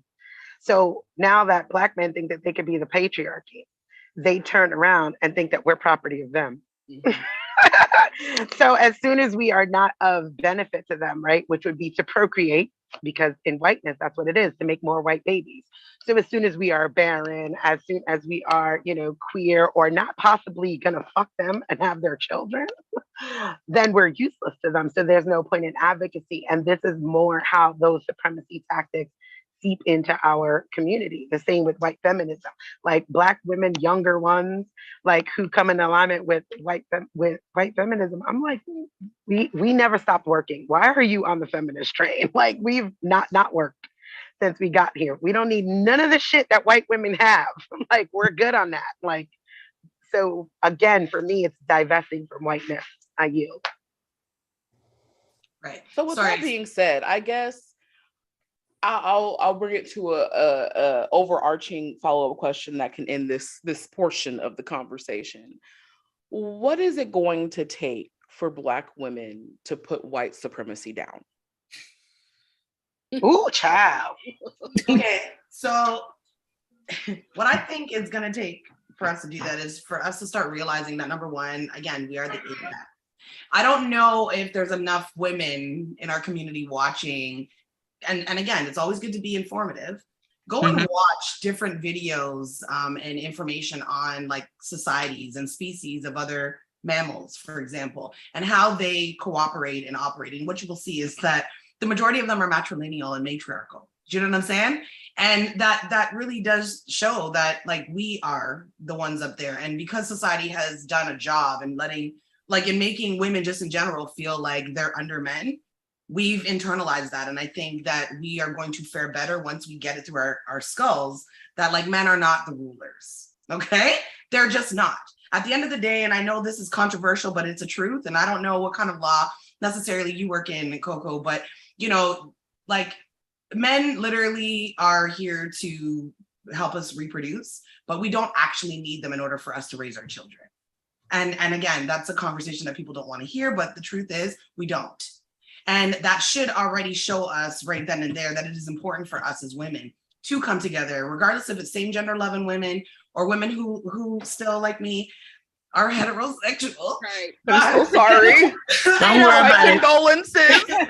I'm right along with you, unfortunately. So, you know, I want to be part of that and embody that and really say, hey, you know what, we're not perfect, but we need to really look at, you know, what's going to help us heal, what's going to help us understand. And again, like I said, I love Ari's energy today, really talking about, I don't give a fuck what other people say, like I am me. And I feel like that's what Black women really do need to do over and above everything else, is not allow other people's opinions get to us. There's going to be hurdles, but at the end of the day, what Black women hasn't been jumping over hurdles since the dawn of fucking time? Like it's literally in our DNA at this point. So you know what, whatever it takes for us to start feeling like we are at the top, that's what I feel like we should be working towards, because regardless of our orientation, regardless of our skin color, regardless of our size, we are the fucking apex. And at the end of the day, we need to really embody that, because everybody else, they're secondary as far as I'm concerned. Yeah, that shit sounds white as hell to me. Like that sounds really, that makes me nervous, right? Because it sounds like just another form of supremacy. Like I absolutely need my husband to raise our children, right? Like, but I do believe in a matrilineal society. We were all matriarchal throughout any indigenous cultures, because we're all indigenous from somewhere. So that being said, is like there's a way to be at a space of equity where we all matter, where every single person is important within the community in their own right. And I can never say that like I'm above another person, like no matter who that person. I'm raising a son. There's absolutely no way that I think that I'm better than him or any woman will ever be at the top of him, and not in that weird ass white way of like patriarchy. Like I don't want to replace patriarchy with matriarchy in the way that they form their power structures. So like for me, it's cool to say absolutely. One, I think that every indigenous culture, and again, we were all indigenous to somewhere, is matrilineal and matriarchal. And I think that that's an important distinction, because very specifically for us within the Black community, it then would allow us to redefine, one, what provision looks like, because obviously Black women are higher paid, higher educated, and there's a lot of systemic reasons as to why. We need to redefine that provision does not need to look like he makes X amount of dollars. If he is doing A, B, C, and D, that's got to be provision. Like, because again, that comes into alignment too much for me with white feminism, right? Like, oh, if he's not making X, Y, and Z, he's not worth it. Like, we as Black women need to redefine what provision looks like and like find a balance of actually getting to a place of partnership. Not Wait, sorry, I don't want to, sorry, Desiree, if I could just stop you for a second. I want to make sure we're clear here. It's not a matter of us thinking we're better than anybody. It's a matter of us knowing within ourselves that, again, that we're still at the top. Remember, men contribute to making fetuses. Women are the ones, or birthers, I should say, because there's a lot of trans men that still give birth. We literally give life. Like without these hormonal wounds, it can't happen. So I just want to make sure that's clear. It's okay for people within themselves to put themselves first. Self-preservation is the highest form of self-love, self-appreciation. So I just want to make sure that we're on the same page here. It's when I'm going to be the first person to tell you guys this, whether you believe me or not. You know, equity is important, but again, women or birthers, people that give life, people that have the ability to, people that are raising, people that are caregiving, people that are taking care of children. And again, provisions, all of those things happen in matriarchal societies. At the end of the day, who can come to test that? At the end of the day, we should be the people that are highest protected. You know what I'm saying? Here's what I'm going to say is that, like, I'm absolutely the person that's okay to disagree with somebody and still be cool. I 100% disagree, because I don't give a fuck what that soil is going to yield. It needs a seed, and each of those things are valuable. And that's how I feel about it. So like, like, that's just kind of where I land on it. And I'm gonna like, we don't need to keep on, right? Because that's not the topic of this, but I'd be definitely down to have this conversation and go further into like where our views differ. Cause I think that we're coming from the same place, just with different language, and it would need more time to flesh out, if that makes sense. Okay. I think a lot of times we have, because the English language is so vast and every word means something else depending on what region you come from, how you learn to speak the language. And I think we have not defined in relationships what a need is and what a want is.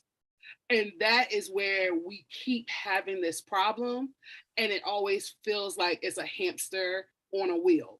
Because I told a Black man that I told my husband, I do not need him, meaning not saying that I can have my baby by myself and all of this stuff. What I'm saying is, if you die tomorrow, you can rest and know that I know how to provide for myself. That's what I mean by I don't need. When women, I get that. When women say I need a man, it sounds like to me, if I don't have this person, I am going to die. I am defenseless. I need to be saved. And like Facts and Snacks said, that we look at that word provide too as like meaning he has to make all the money. He has to bring home the bacon. When provide in any kind of term could just mean, if I am sad and I'm sitting on the side of the bed and I am bawling my eyes out, there's going to be a person to come and comfort me and let me know that I'm okay. That's providing, because he's providing emotional support. Absolutely.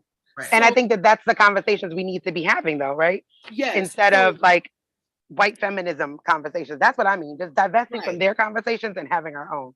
But it takes Black men to be on the same page as Black women and realize that Black women are not trying to say we could be in a utopia of just Black women and we would never, ever, ever need anything from you whatsoever, amen. They just need to understand that what we're saying is we've been raised to understand how to provide for ourselves, just like you were raised on how to provide by yourself. We each learned how to wash clothes, wash the dishes, take out the trash. We learned how to cook simple food. Like, we learned all of this stuff. Regardless of what we identify ourselves as, our parents taught us this. So why did you expect for me to just like give up all of that knowledge of how to take care of myself and just fall in your lap? Right. Yep. Because whiteness. I will say, outside of the whiteness conversation and bringing it into a broader communal conversation, they think that because that's how we behave as women.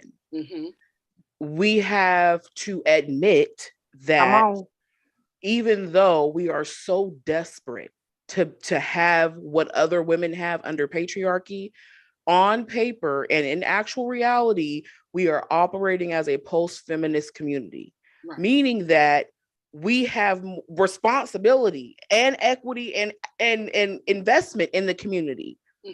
So with going down my lane of saying that on a community discussion that's unique to our community, we have proven and shown we don't need men on a daily basis and on many different levels, be it parenting, teaching, building programs, investing in other people, the women have been the ones doing that. So they think, because in the world that we live in is a patriarchal one, they think that, oh, well, because society on a large scale tells me that as a man, I have certain awards and allotments that I get. Mm-hmm.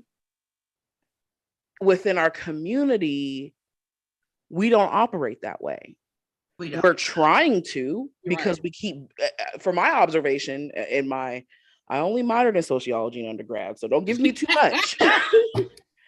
But in my observation, Black women are fighting for patriarchy, Black men are fighting for patriarchy, and the difference that we're having is the Black men don't want to provide under patriarchy. Right. That's where the argument is coming from. Right. But if you want to get to a conversation about community and who needs who, in reality, even though I, as a woman raised in a patriarchal world, in a feminist society, in a feminist culture, there's so much cognitive dissonance, because at the end of the day, for at least the past 100 years, we have been showing up and proving that the women don't need the men. Yeah. I think that that's a great way that you said it, though, right? Like, that's why I said I needed to be fleshed out more for me. Is like, in a post-feminist world and not under patriarchy, which for me goes back to us operating underneath cultural norms and not societal norms, and divesting from whiteness, because their systems are not made for us. We were never meant to be a part of society. And this desire for us to try to be fitting into their society is what is breaking up all of these spaces. And like Black men are not going to be able to provide under patriarchy. Just not going to happen. Thank you, systemic racism. It's just not. You'll get them far and few in between who can. And we don't need to be trying to do what white women are doing either, and stepping away from that, because we already know, like you said, look, we've been doing this. We've been at the heads of our household. We've been at the heads of our community. Like, are you working with us, or are you trying to make us your property? And that needs to be completely and holistically unpacked. So then I have a follow-up question, because I think I've been marinating on this and I don't know the answer. I didn't know we was gonna go down this road. Let's just continue to skip down the mountain. Oh, we skipping now. We're not sliding. We're skipping. I guess we can control it. We can control the fall this time. Are we going to be able to go back to the? Yeah, we're gonna move back to this conversation. Okay. I have two more questions we are gonna go over. But and this could just be planting a seed for a different conversation on a different day. So, like I just said in my very I don't even know what to call it. I want to be a sociologist so bad, but in my observation, right? You are a sociologist, damn it. You don't need no white man's paper. I'm gonna get that PhD at the end of it. We can just put it like that. There you go. But in viewing the conversations we all observe on TikTok or YouTube, Instagram, Twitter, and reviewing the things that we research, because people say things that are outlandish all the damn time. So we be in the history section of Google at all times. Right. I have noticed that, like I said, Black women are fighting hard for patriarchy. Yes. And I couldn't verbalize that until recently.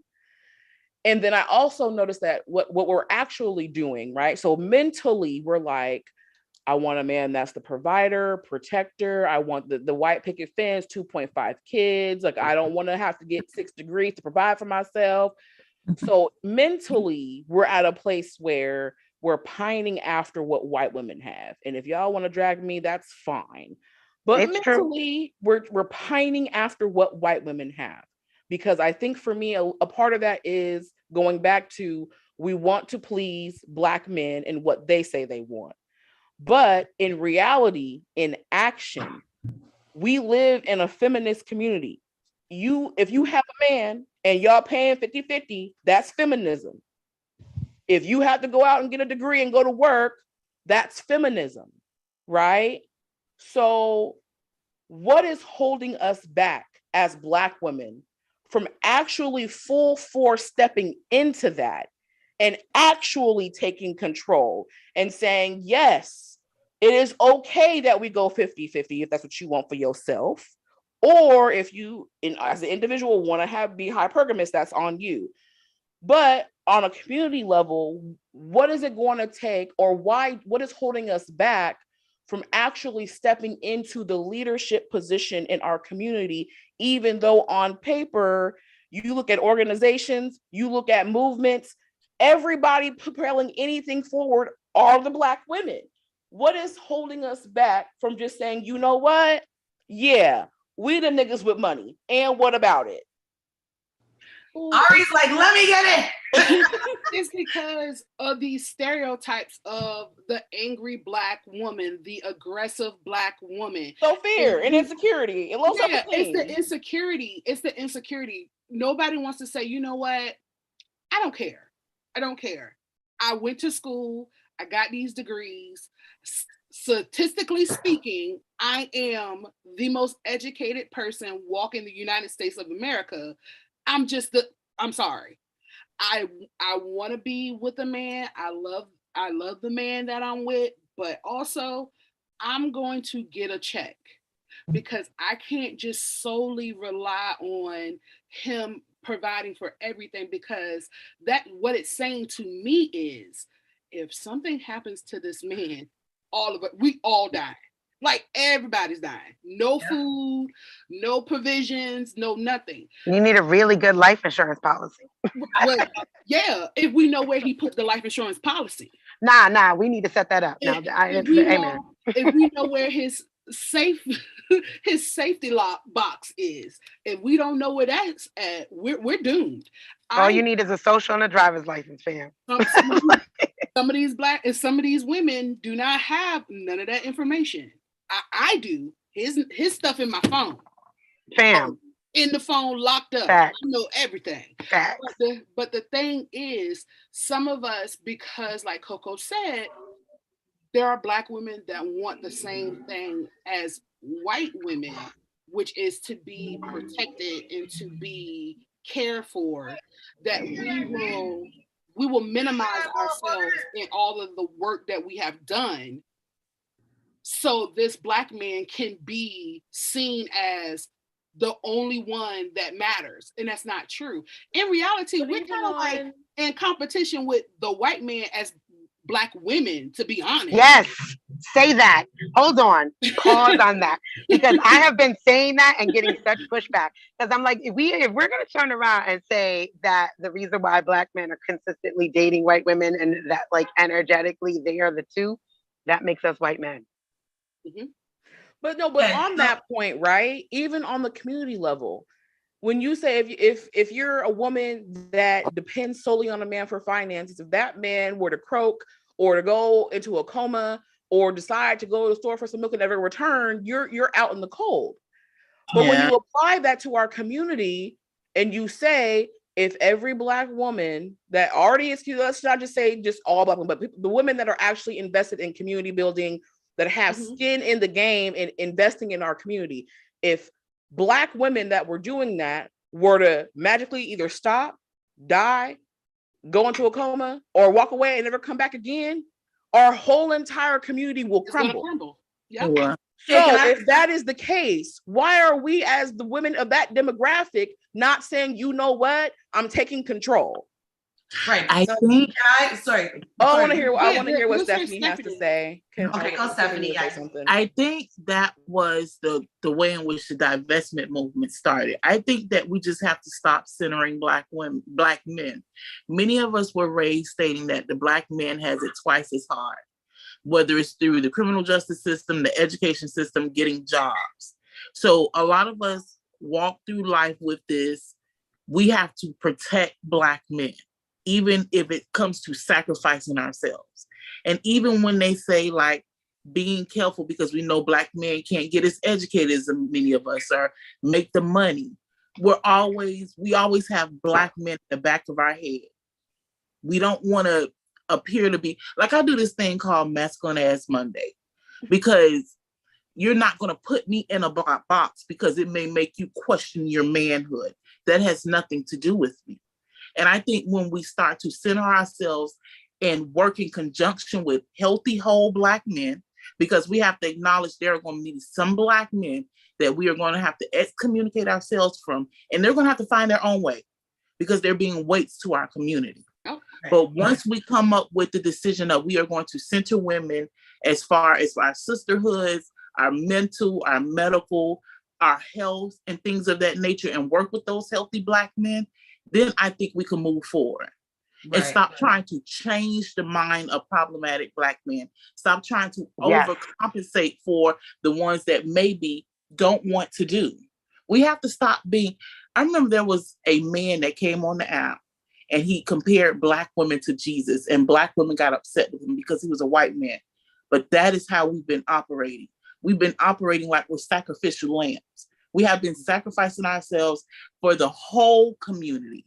And at some point in time, we have to understand that we can't do that. The whole community is not going to be able to progress with us. We have to identify the ones that will and the ones that won't. And I think once we identify that dead weight, we can get more accomplished. Mhm. Right.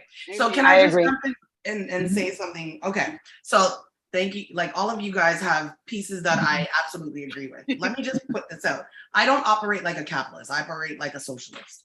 And to the point that, again, I was raised by a man, and my father is fantastic. If you guys met him, you would love him.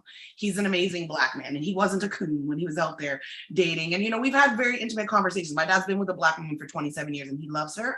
And she's a dark-skinned woman, too, because my dad thinks Black is beautiful, which is great.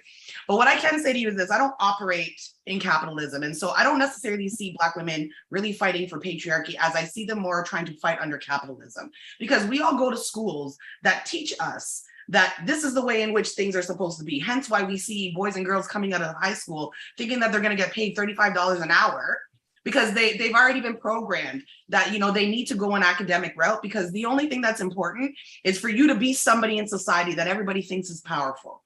I don't date men, me personally, I don't date motherfuckers with money. I don't want your shit. I got my own. Okay. And you know what it allows me to do? It allows me to look at these men and use their personalities to judge who they are. Mhm. You know what I'm saying? All right, can I interject a little bit? So I want to clarify, because we may not all be on the same page. So when I say communally outside of capitalism, I mean like in the sense that when you look at Black Lives Matter, that was a hashtag and a foundation started by Black women. Right. However, with that, there still had to be the hashtag say her name, because Black women weren't being brought up in the same way Black men are. And I'll say as well, I think that's a common theme, is that we center men a lot, right? So when it comes to these movements, and when it comes to, you know, even how we talk about protecting Black women and girls from sexual abuse, sexual assault, you know, we don't really, amongst Black women, since recently, and even that's not a great number, we really don't talk about it. No. Because we don't want to hurt Black men's feelings. Mhm. Right. Yes. We don't want to sit and boast about what I went through in college. I don't want to hurt a Black man's feelings. Exactly. So when that's what I mean by that mentality of wanting patriarchy so bad. Right, Like, right. Oh you yeah. want it mentally, like, oh, I want, and then I want this and that. And then I also don't want to elevate anything woman, because the internalized misogyny. Right. There's a bunch of women who Yeah. again are very male identified. Okay. And like I said, nobody here has to agree with me. I don't give a fuck about men. Okay. I really don't. You know what I'm saying? I'm raising boys and I love them. But at the end of the day, the same way I don't give a fuck about white people, I don't give a fuck about men. That's just what it is. But getting to the point that I'm making is that when I date men, because I'm attracted to them, okay. I'm about to go hug my son. Let me go hug my son. You know, I don't go out with a man based on what society says I need to find him for. Again, I'm self-sufficient. I've been raised, like, you know, again, I have 2 biological children. The other children I've helped raise, they're not even biologically mine.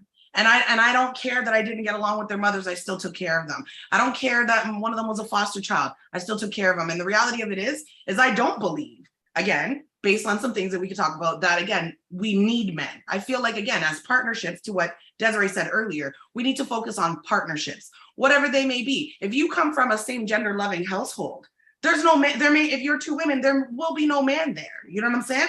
And that's okay. The 2 of them can hold that household down. So as far as I'm concerned, I don't believe that. But what I'm getting at is, that I feel like the reason why Black women are afraid is because of how white supremacy has really kicked our asses and making us feel like if we try to elevate, we always got to be put down. And to your point, Coco, and I want to say this to boast that, you know, a lot of times why I get irritated with the divestment movement is because, and I've said this before, you cannot divest from something you don't invest in. So telling me that you're divesting away from Black men is weird, because at the end of the day, you invest in a relationship. You don't invest in a color of a person. Right. Okay. So to that point, when some of these people are going out and they're believing that, you know what, another race of man is going to be a better suit. One thing I want to tell you is there's so much brutality that goes against Black women that nobody, they're gonna drag you. They're gonna drag you. Nobody ever hears about because they don't study it. And I'm going to be doing a video on this at some point in time this week. They don't study interracial relationships because they never want to make white people look bad. They just don't want to do it. So what happens is a lot of these sisters end up going and meeting somebody and then they are subjected to the abuse, and many of them don't even talk about it. Because once again, the minute that a Black person, Black women more specifically, want to talk about how they've been harmed by someone outside, here comes racism and anti-Blackness to smack them down. So a lot of times Black women are always feeling like there's this weight that exists and sits on their shoulders. So I find that in them sometimes competing under capitalism and then also sometimes being male identified, there's a fear that exists that they have not unweighted yet. And I feel like if we start kind of working a little bit better together with proper sisterhood, then I think we can learn to overcome some of these things. Because once again, I'm just going to focus on Ari, because to the point that there is a truth in colorism that exists, there's a truth in the oppression that exists against Black women. But that being said, the truth that exists does not mean that we have to buy into it. We can always make the decision to acknowledge that it's there, to accept the trauma that we felt, and then still do the work to heal. Because at the end of the day, our lives are all individual. We're going to have an expiry date. And how we decide to live until that day comes should really be the path that we try to engage in on our own. You get what I mean? So that's the reason why I personally am more in favor of villages, so to speak, with women, and then having men, like I said, if we date them or we don't date them, whatever it is, they can come in and participate to what we feel is comfortable. But in terms of me needing a man, it's not gonna fucking happen. It's never gonna happen. I don't need you. But I personally think that sister wives are for the women. So I'm here for the matriarchal. I personally think that sister wives are for the women. Like I choose the I'm trying to put together some brother husbands and call it. I'm here for it. Yes. I choose the man that I'm with as a partner. I don't choose him because I need him. You know what I'm saying? And we already know when it comes to men, just in general, their emotional intelligence is so minuscule. And when you're dealing with a lot of Black men, I'm sorry to say this because I love Black men too, but I understand that a lot of them are dealing with emotionally stunted lives. And so, again, Ari's point, part of the provision, again, has to acclimate and adapt. We don't necessarily need you to be fighting physically to protect us. We don't need you to go to the grocery store or give us money to provide for us. But in the areas that we may be lacking, which again, emotional intelligence, that's where I need you to provide for me. That's where I need you to protect me, protect my feelings if you love me. You know what I'm saying? If you say you want to be here in this relationship with me, bring to the table the things that are not already there. You know what I'm saying? Because I don't need you to bring, again, I don't need you to bring all this money. If I'm fine with my money, but you are somebody that can provide something different, that's what I want, because that to me is what's going to do this with us. Now that I 100% align with. Yeah. Sure. So you know what? There was in the spirit of building sisterhood, we're going to move into our final two questions. Rerouting back. But no, I'm here for tangent conversations. I feel like I love tangent conversations because it's never the conversation I would think to have, but it's always a conversation we need to have. So I guess the next question, the next question is, so when it comes to protecting Black women, should there be conditions, and what conditions should be applied? Oof. I'll go first. They did last week. So last week I said, I feel like condition for me will come at very extreme instances. So abusers, people that just refuse to unlearn anti-Blackness. But I mean, also, I feel like maybe I would not protect them. I may just pretend they don't exist. But I think those are the instances that are few and far between. And I think even if someone is being problematic, I feel like there should be like an escalation process. You know, let's bring Like a them in delegate? conversation.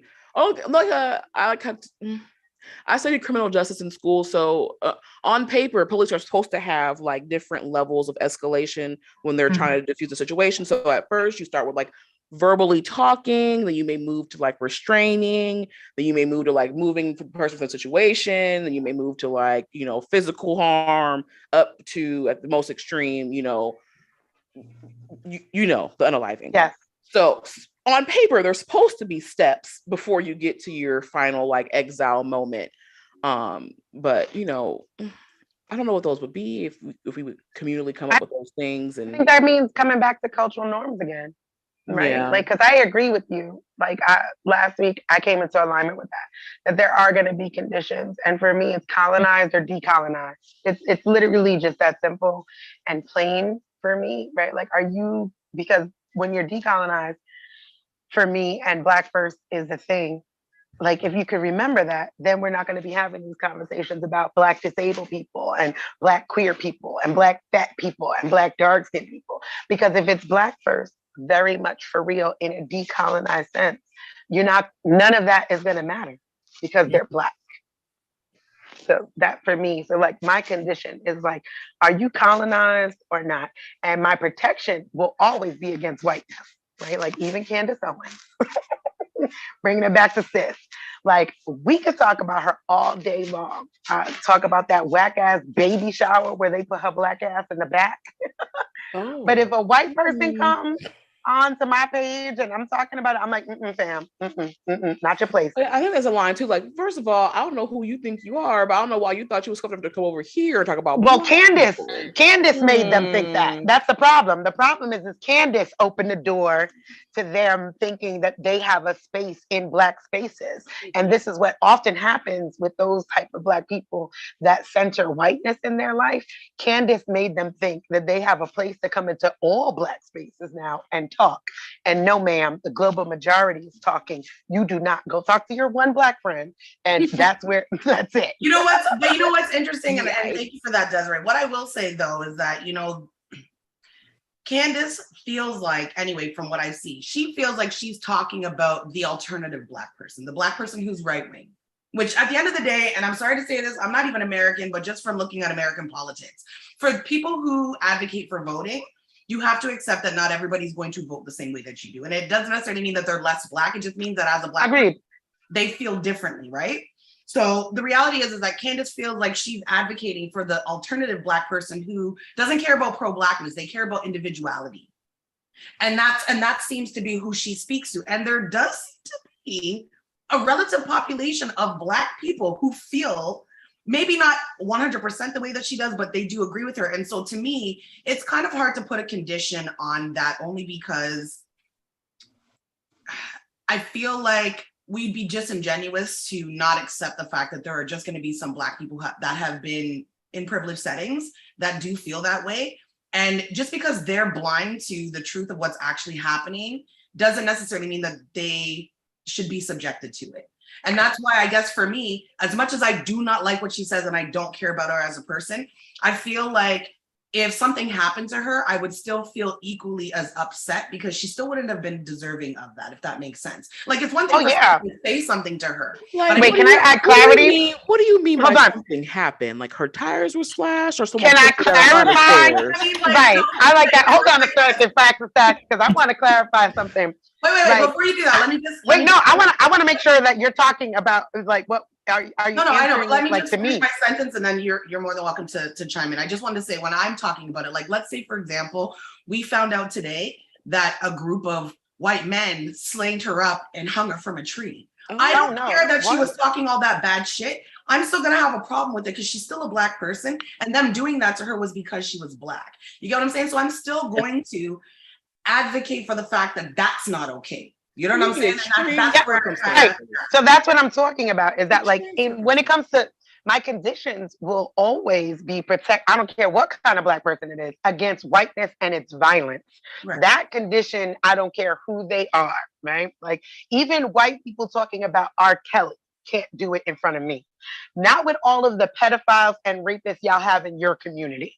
Right? Take that shit to whiteness and mind your business. So my protection for Black people against whiteness and its violence of whiteness is non-conditional. 100%. Period. 100% non-conditional against the violence of whiteness. I will not come into alignment with whiteness as violence because, like, look at, you just needed another reason to hate him. He's Black. You didn't like him anyway. And now you're just justifying it. So take that shit out of here. Go talk about your pedophiles and rapists and the uncles in y'all's basement. And don't worry about what's going on over here. So that's doing the serial killers, okay? Y'all got too many of them. Raising domestic terrorists and shit. Hey man, you got too much shit to worry about as the American majority of and the world's oppressor to be worried about what the fuck is going on over here. So that for me is there's no conditions placed on that when it's outside of the community.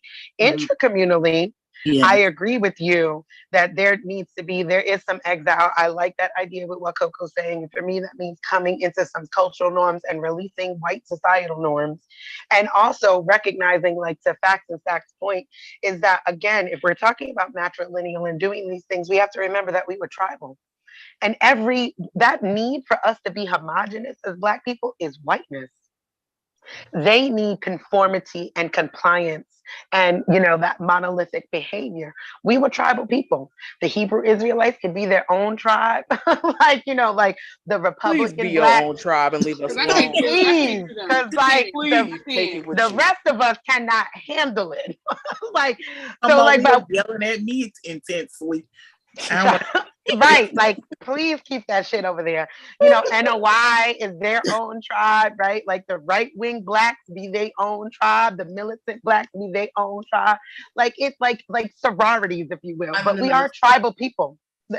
Me too, girl. Look, we in the same job. So, like, we have to also recognize that, right? Like, because I agree with you.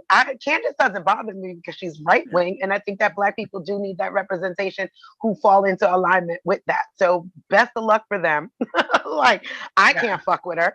You know what I'm saying? Because I'm militantly Black and she's woefully not. So, like, I just wanted to clarify that part. Is that not? I don't think that she should have the right to her opinion because I don't believe in us being a monolith. And we can absolutely disagree and still be Black first for me. But there's no condition at all whatsoever when it comes to the violence of whiteness. But intracommunally, there's some conditions. There we go.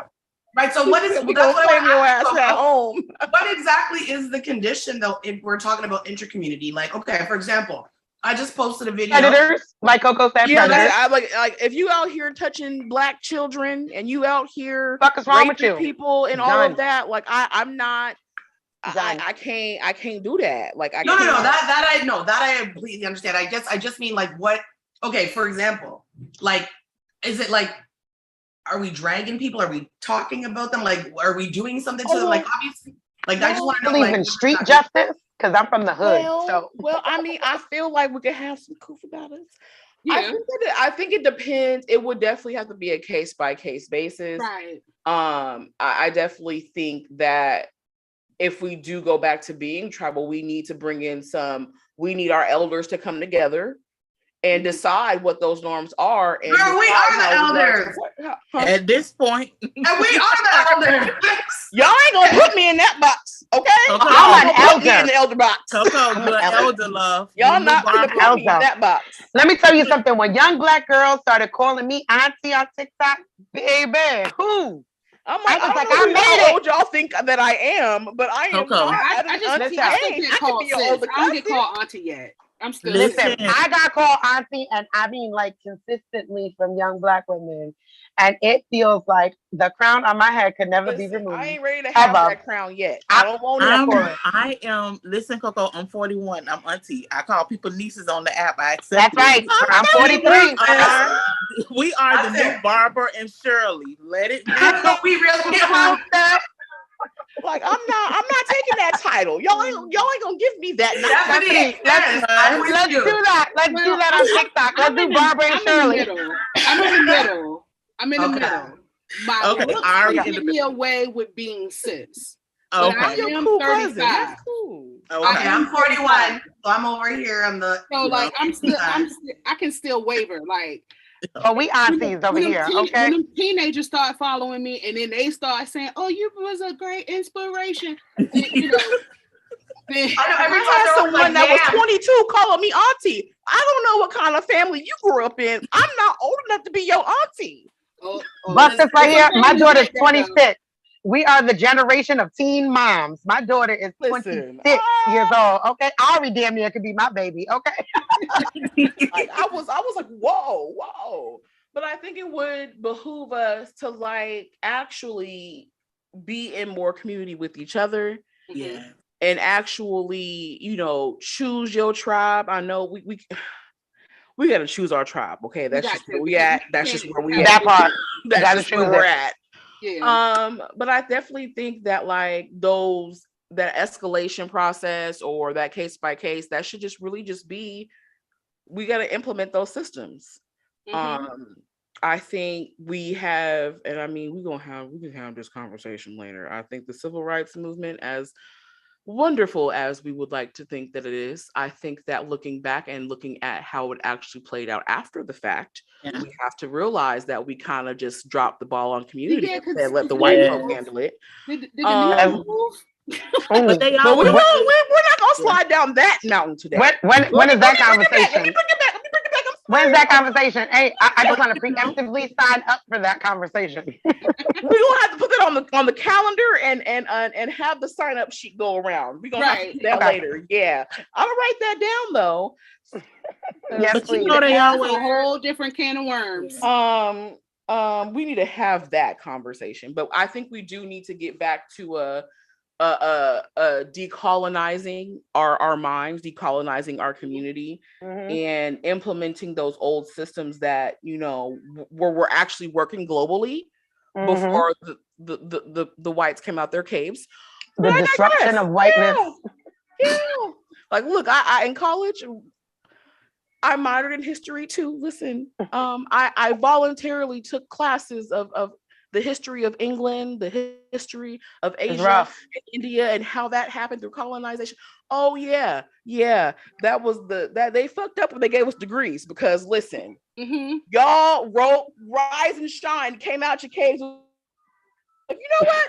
This globe looks good. I'm gonna take it. So we gotta go back to a time where the globe was communicating with everyone, and we were all in community, and we were all coexisting and allowing for differences and all of that. So that's what I'll say about that. I'm here for that conversation when it happens, because I have a whole theory behind that.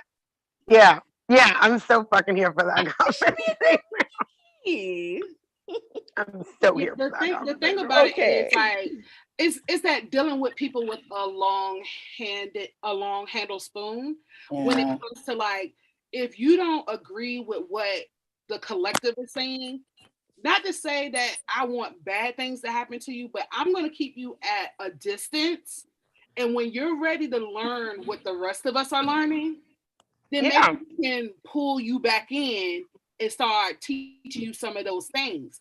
But you can go over there, because the longer we keep that one crab that just doesn't want anybody to get out of the barrel, we're going to constantly have these same conversations.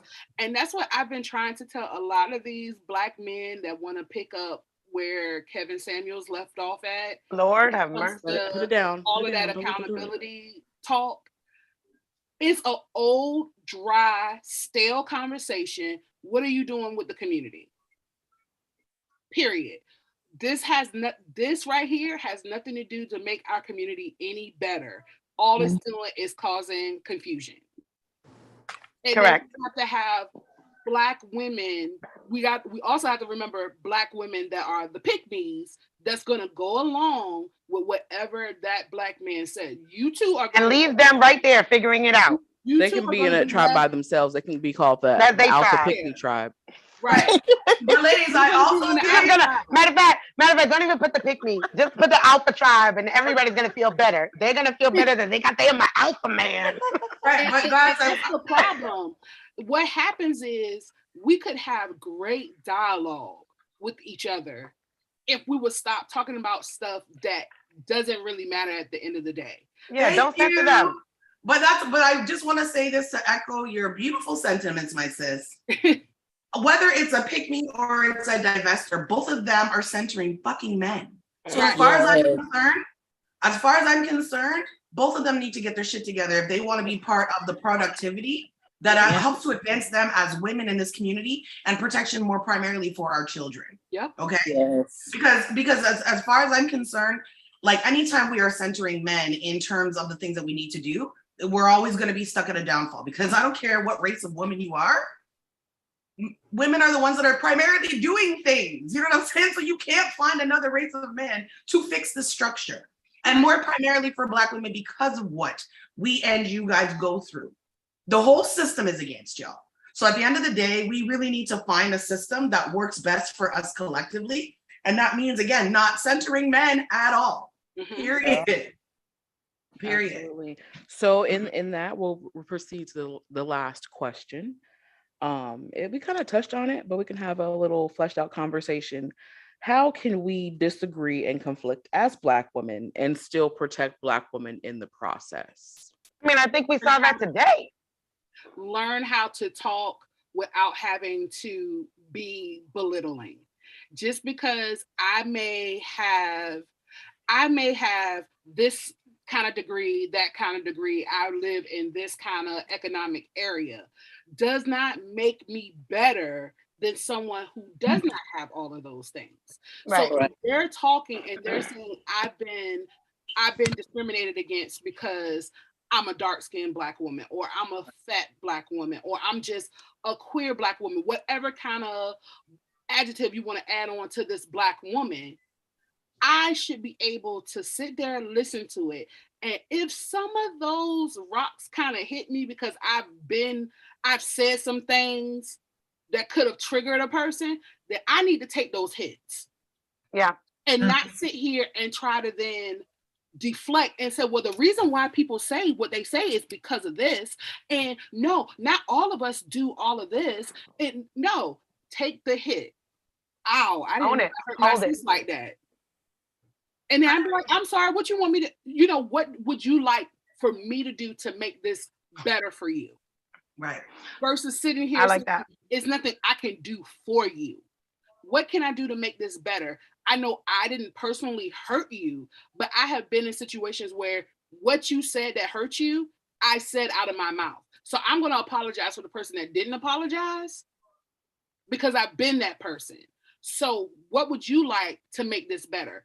And I think we as women, if we decide to not look at our skin complexion, our economic growth, our weight, if we decide to just say we're just Black women across the board, no matter what we identify as, no matter what people say about us, we're Black women at the end of the day, I think we will be able to have better conversations, because then we're not instantly trying to fight each other. We're really trying to come to some common understanding.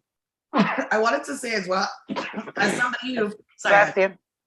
somebody who immerses herself in very poignant and aggressive conversation, I'm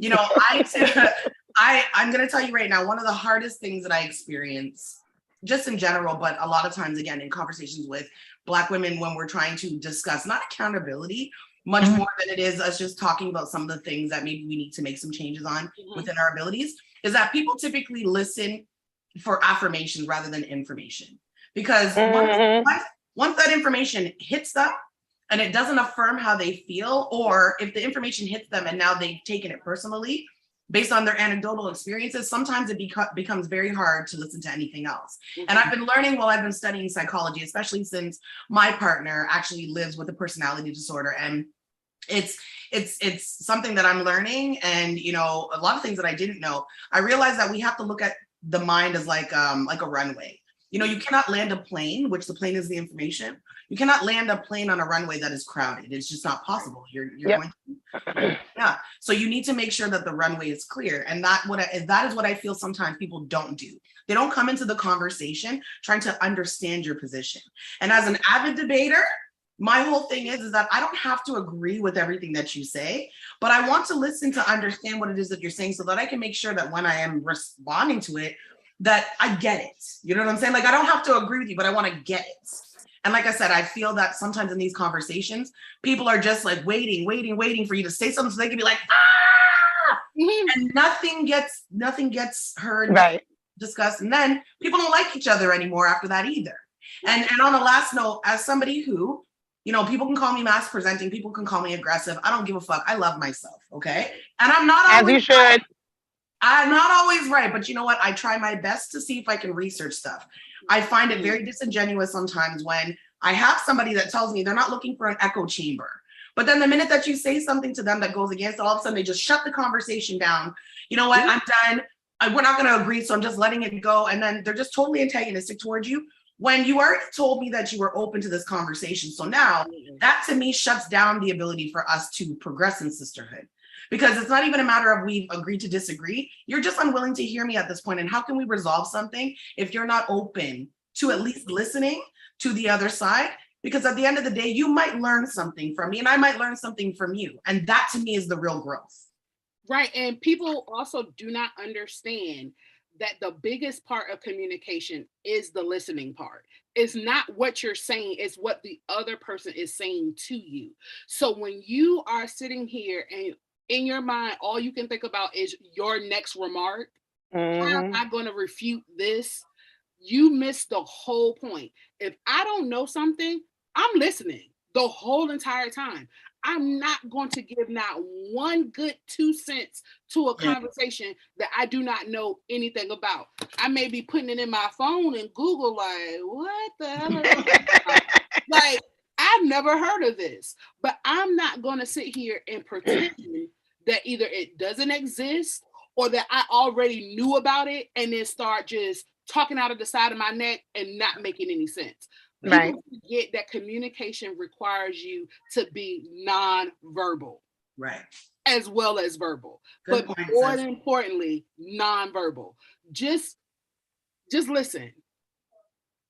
And I think to that point of like communication, like I think that we exercise that here, right? Like with facts and stacks, I was like, I completely disagree with what you just said. I need to sit with it. Maybe we could have a more fleshed out conversation. Is that like also recognizing that maybe things are not going to get resolved in one conversation. Like this sense of urgency is one of those pillars of white supremacy. And this is what I mean about divesting from those systems of whiteness. Like, no, we got to get this figured out right now. Like, no, the fuck we don't, bro. Like, God willing, there's another day. I don't know. Right. Like we don't. Like it's absolutely okay to say, fire. hey, yeah, I disagree. I need or saying I need to sit with something. I think we should normalize those things. You know what? Or like and letting people know when you're at your capacity, right? Like, you know what? That's a lot of information. I can't take any more in right now. I need to sit with this. Can we put a pin in it and come back to it? Because healthy communication is about, thank you. Healthy communication is not just about the message you're trying to get across. The full circle of communication is, did that person receive the message you intended? That's the key. Did you get what I was saying as I intended for? And if not, then it needs to be explained to that person until they understand what it was, because you're not relaying that. You're not communicating the message you're trying to get out. And sometimes that's going to require multiple conversations. That's going to require put a pin in it. We could come back to this. We could circle back. So like really learning healthy communication skills and stepping outside of that like sense of urgency or this need to agree, which again, because I pathologize whiteness as a system, I'm like, those are those pillars of white supremacy. Like it has to be done now, this fear of open conflict, defensiveness. We've come into alignment with so many of those things and it shows up in our whole thing. And even that tossing people away is a very white thing. Right? Like, oh, I'm gonna just separate. Well, you know what? Facts is a man hater, and I don't want to deal with her no more. Like, I like her. No, and I you like know her what? platform. I appreciate that, because one thing I will say is that, again, it is very hard for anybody to take accountability if they can't even see. Like, I'm sure you guys know the term abnegation, you know, and some people are very short-sighted. And so these conversations are things that I actually appreciate. I actually appreciate this more than I appreciate going on TikTok and like running my mouth. Right. Because Same, like I I like that. yeah, because I'm listening to different people. And like I said, I find these conversations to be, you know, progressive. I find them intellectual. I find that, again, even if we disagree, we're okay. But I work in a field that I'm constantly arguing. Like that's Right. what I do. I get up and I'm arguing all day long. I'm used to all this kind of shit. So I have rules, and my 2 rules are this. Number 1, there's a 95-5.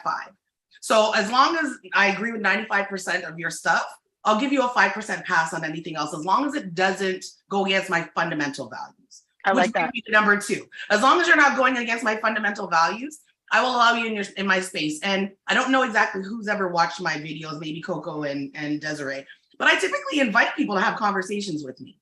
And I know that most people don't like to, but and that's because sometimes people can be very intimidated by somebody like me, right? No, it's because they want to win. They want to have a conversation Well, that's with what you I'm to win. saying. Like, you know, there's that intimidation factor. But for the most part, the ones that have reached out to me and have had conversations with me, for the most part, I enjoy them, even if we don't agree. I've even had like Google Hangouts where I said, okay, give me your email address. I send them a link. We talk, because I recognize that on an app, you're not going to be able to get the full kind of course and dialogue. And let's keep it a stack. All of us have probably been at the receiving end of saying something that somebody misunderstood. And the next thing you know, some, you know, Gen Z who's got 450,000 people has been like, facts and facts says that I'm not indigenous. You're like, whoa, wait a second. Wait a minute. And you get, you know, so to me, I actually appreciate when somebody's like, hey, can we talk? You know what I'm saying? Because now we're having, you know, so to that point, yes, listening is a skill within itself that is required as part of effective communication. And I'm going to tell you guys right now that that is actually something that I've had to work on over the years, because contrary to popular opinion, you know, I haven't always been like this. I've had to grow and I've had to learn. The 41-year-old facts is not the 31-year-old facts. It's not the 21-year-old facts. You know what I'm saying? Leave my stuff alone. I think my little contribution to the question will just echo what you guys are talking about, and just wrapping in a bow of just, I think we need to value us not being a monolith and not just say we're not a monolith. Right. Like, we're not going to agree on everything, and I don't think it's important to agree on everything.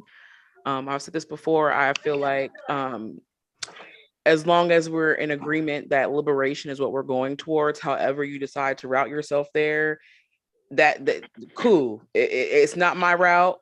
I ain't gotta look at you. I ain't gotta talk to you. I think we need to have some communication about, like, okay, this is where we're going. This is the destination point. Come to an agreement on, you know, some communal standards. But at the end of the day, like, I think we need to actually value our differences and see that as an asset rather than something that we need to, quote unquote, rectify and get together before we can get our shit together. I think if we valued our differences, we might get our shit together a little quicker, because then there will be different focuses on different things. Right. I like that. I think one of the ways we can do that, like you said, Coco, we're not a monolith, but a lot of us operate like we are a monolith as Black women.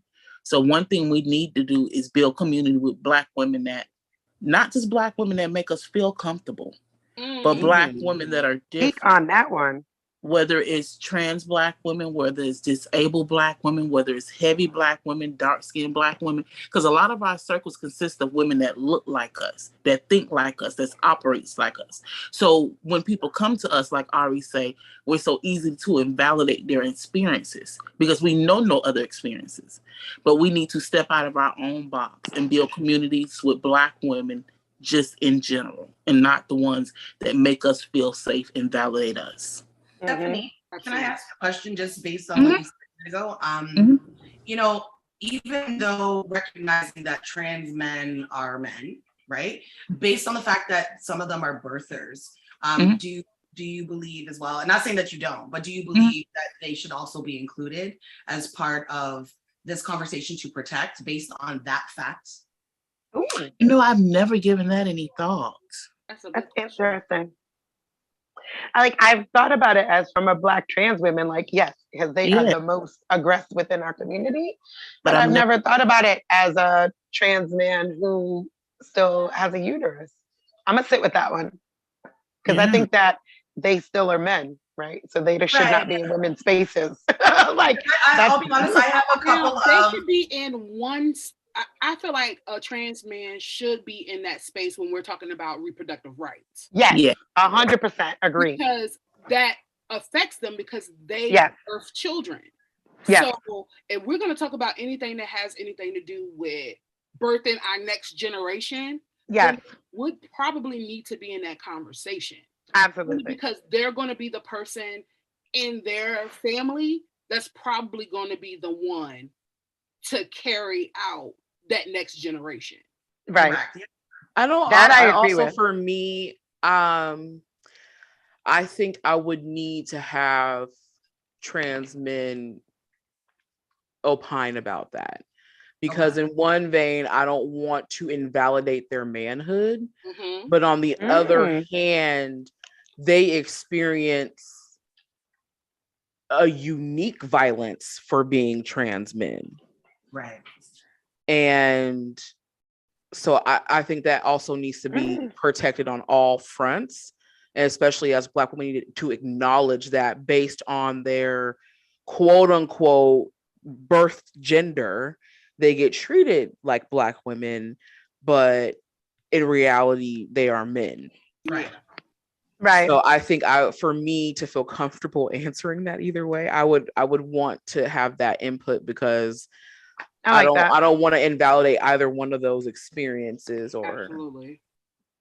Right. And you know what? And thank you, for you guys sharing that because I do think that it's also a conversation just because I do have a few trans persons that are on my page and often the ones that are trans men that still have uteruses, they're discussing several things like this. And I always wonder, what's the right way to call them into the conversation so that they don't feel invalidated on one side, but then also supported on the other. So I thought I would ask. I think it's also worth mentioning that transness does not conform to like the gender binary. So it's very realistic that someone that still looks like me would be a trans man. So I think that there's a lot of nuance in there. You know what I'm saying? Like if I woke up tomorrow and I was like, you know what? I feel because because gender has nothing to do with genitals, and if I should not I know people should not have to transition to a gender binary to be comfortable. Just they don't need to become mass presenting, is my point. I'm trying to figure out how they don't need to become masculine presenting.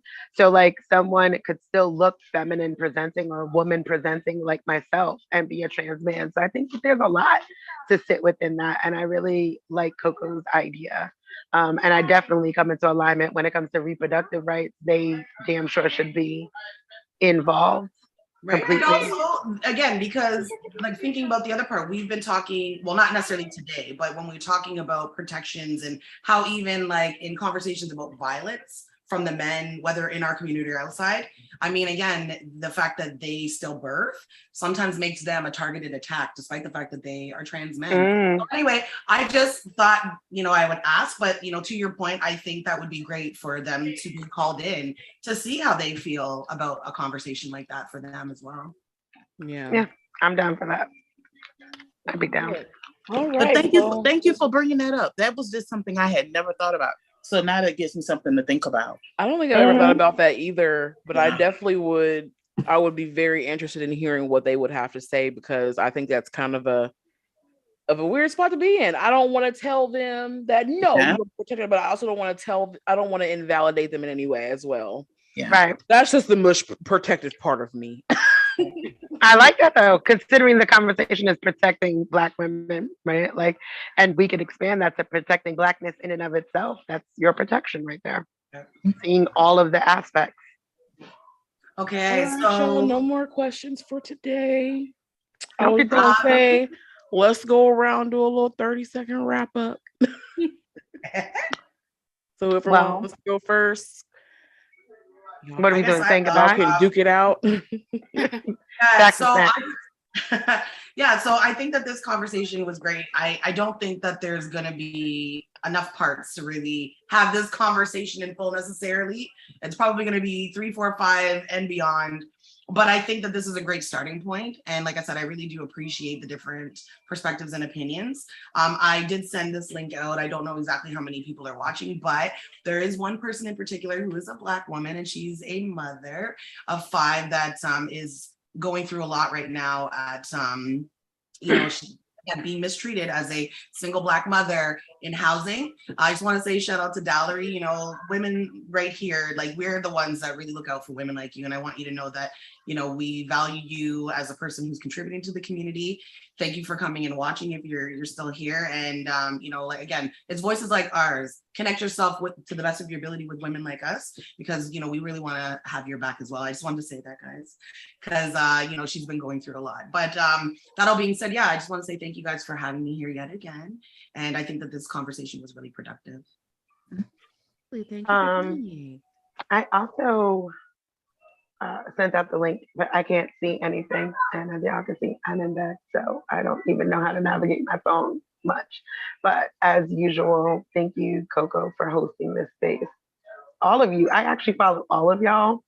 So it was really, really nice to be in this space, right? And have something that felt a little bit more connected, aside from just being mutual on TikTok. So I'm thankful for being in the presence of such amazing Black women and just the love and sisterhood that was felt here. Super dope. Happy to be here any other time. That's all. I was just I really enjoyed the conversation. I'm in a space now where I don't share a lot of the experiences of a lot of Black women when it comes to the lack of protection. I'm trying to learn at this present point in time, and I always say that I'm an advocate for Black women. And I'm trying to learn so that I can be a better sister to Black women that need a sister. So spaces like this, I always enjoy being in, because it gives me another eye-opening view to other experiences that Black women have. Again, I'm going to say what everybody else said. I appreciate this conversation because sometimes you cannot find a group of people that are similar when it comes to how they feel about a subject. It can actually articulate it to keep a conversation going. Even when we went on different turns, we were able to center it back to the original topic. And sometimes you can't get that in other conversations. And like I said, if we are willing to put aside what we personally think and be willing to listen to other people's perspectives, because we are not all from the same place, even though we share the same race, we're not all from the same place. Mm-hmm. So if we're not willing to allow other people to express where they are coming from, how will we ever know how to help each other? Correct. We spend more time trying to defend than we are trying to be on offense, which offense gives us the opportunity to learn new strategies, learn new plays, and be able to approach things at with more decorum, versus with us being on the defense, we're going to always come out as being very abrasive, aggressive, all of these things that we hate hearing.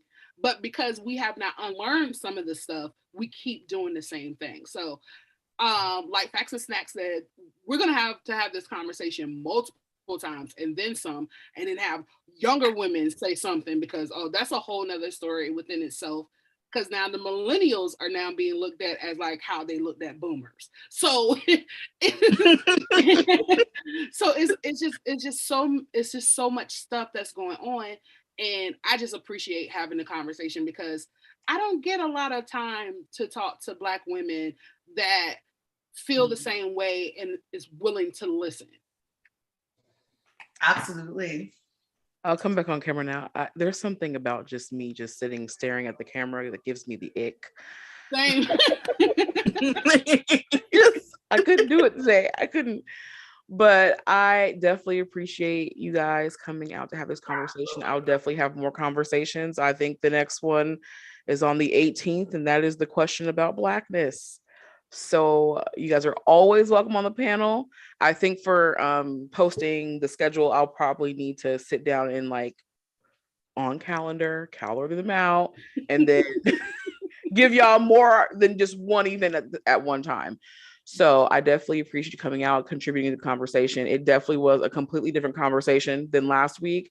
And I think having the multiple conversations and being able to say, this is the same topic, but here's so many different viewpoints, so many things to consider. I love that. That's why I wanted to start having these conversations. I definitely want to have more. So after this, definitely email me and tell me your anything that you want me to put in the description. So I can go ahead and do that. And then for YouTube, thank you for joining us. Thank you. Bye, I guess.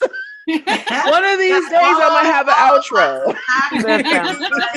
Just drop your mic and call it a day. One of these days I'll have an outro. There you go. But yes, don't forget to follow these ladies on social media and check them out wherever they are. And the next time you see me, we will be having yet another discussion. Well, unless you're a law student, you'll probably see a law school video. So that being said, bye YouTube.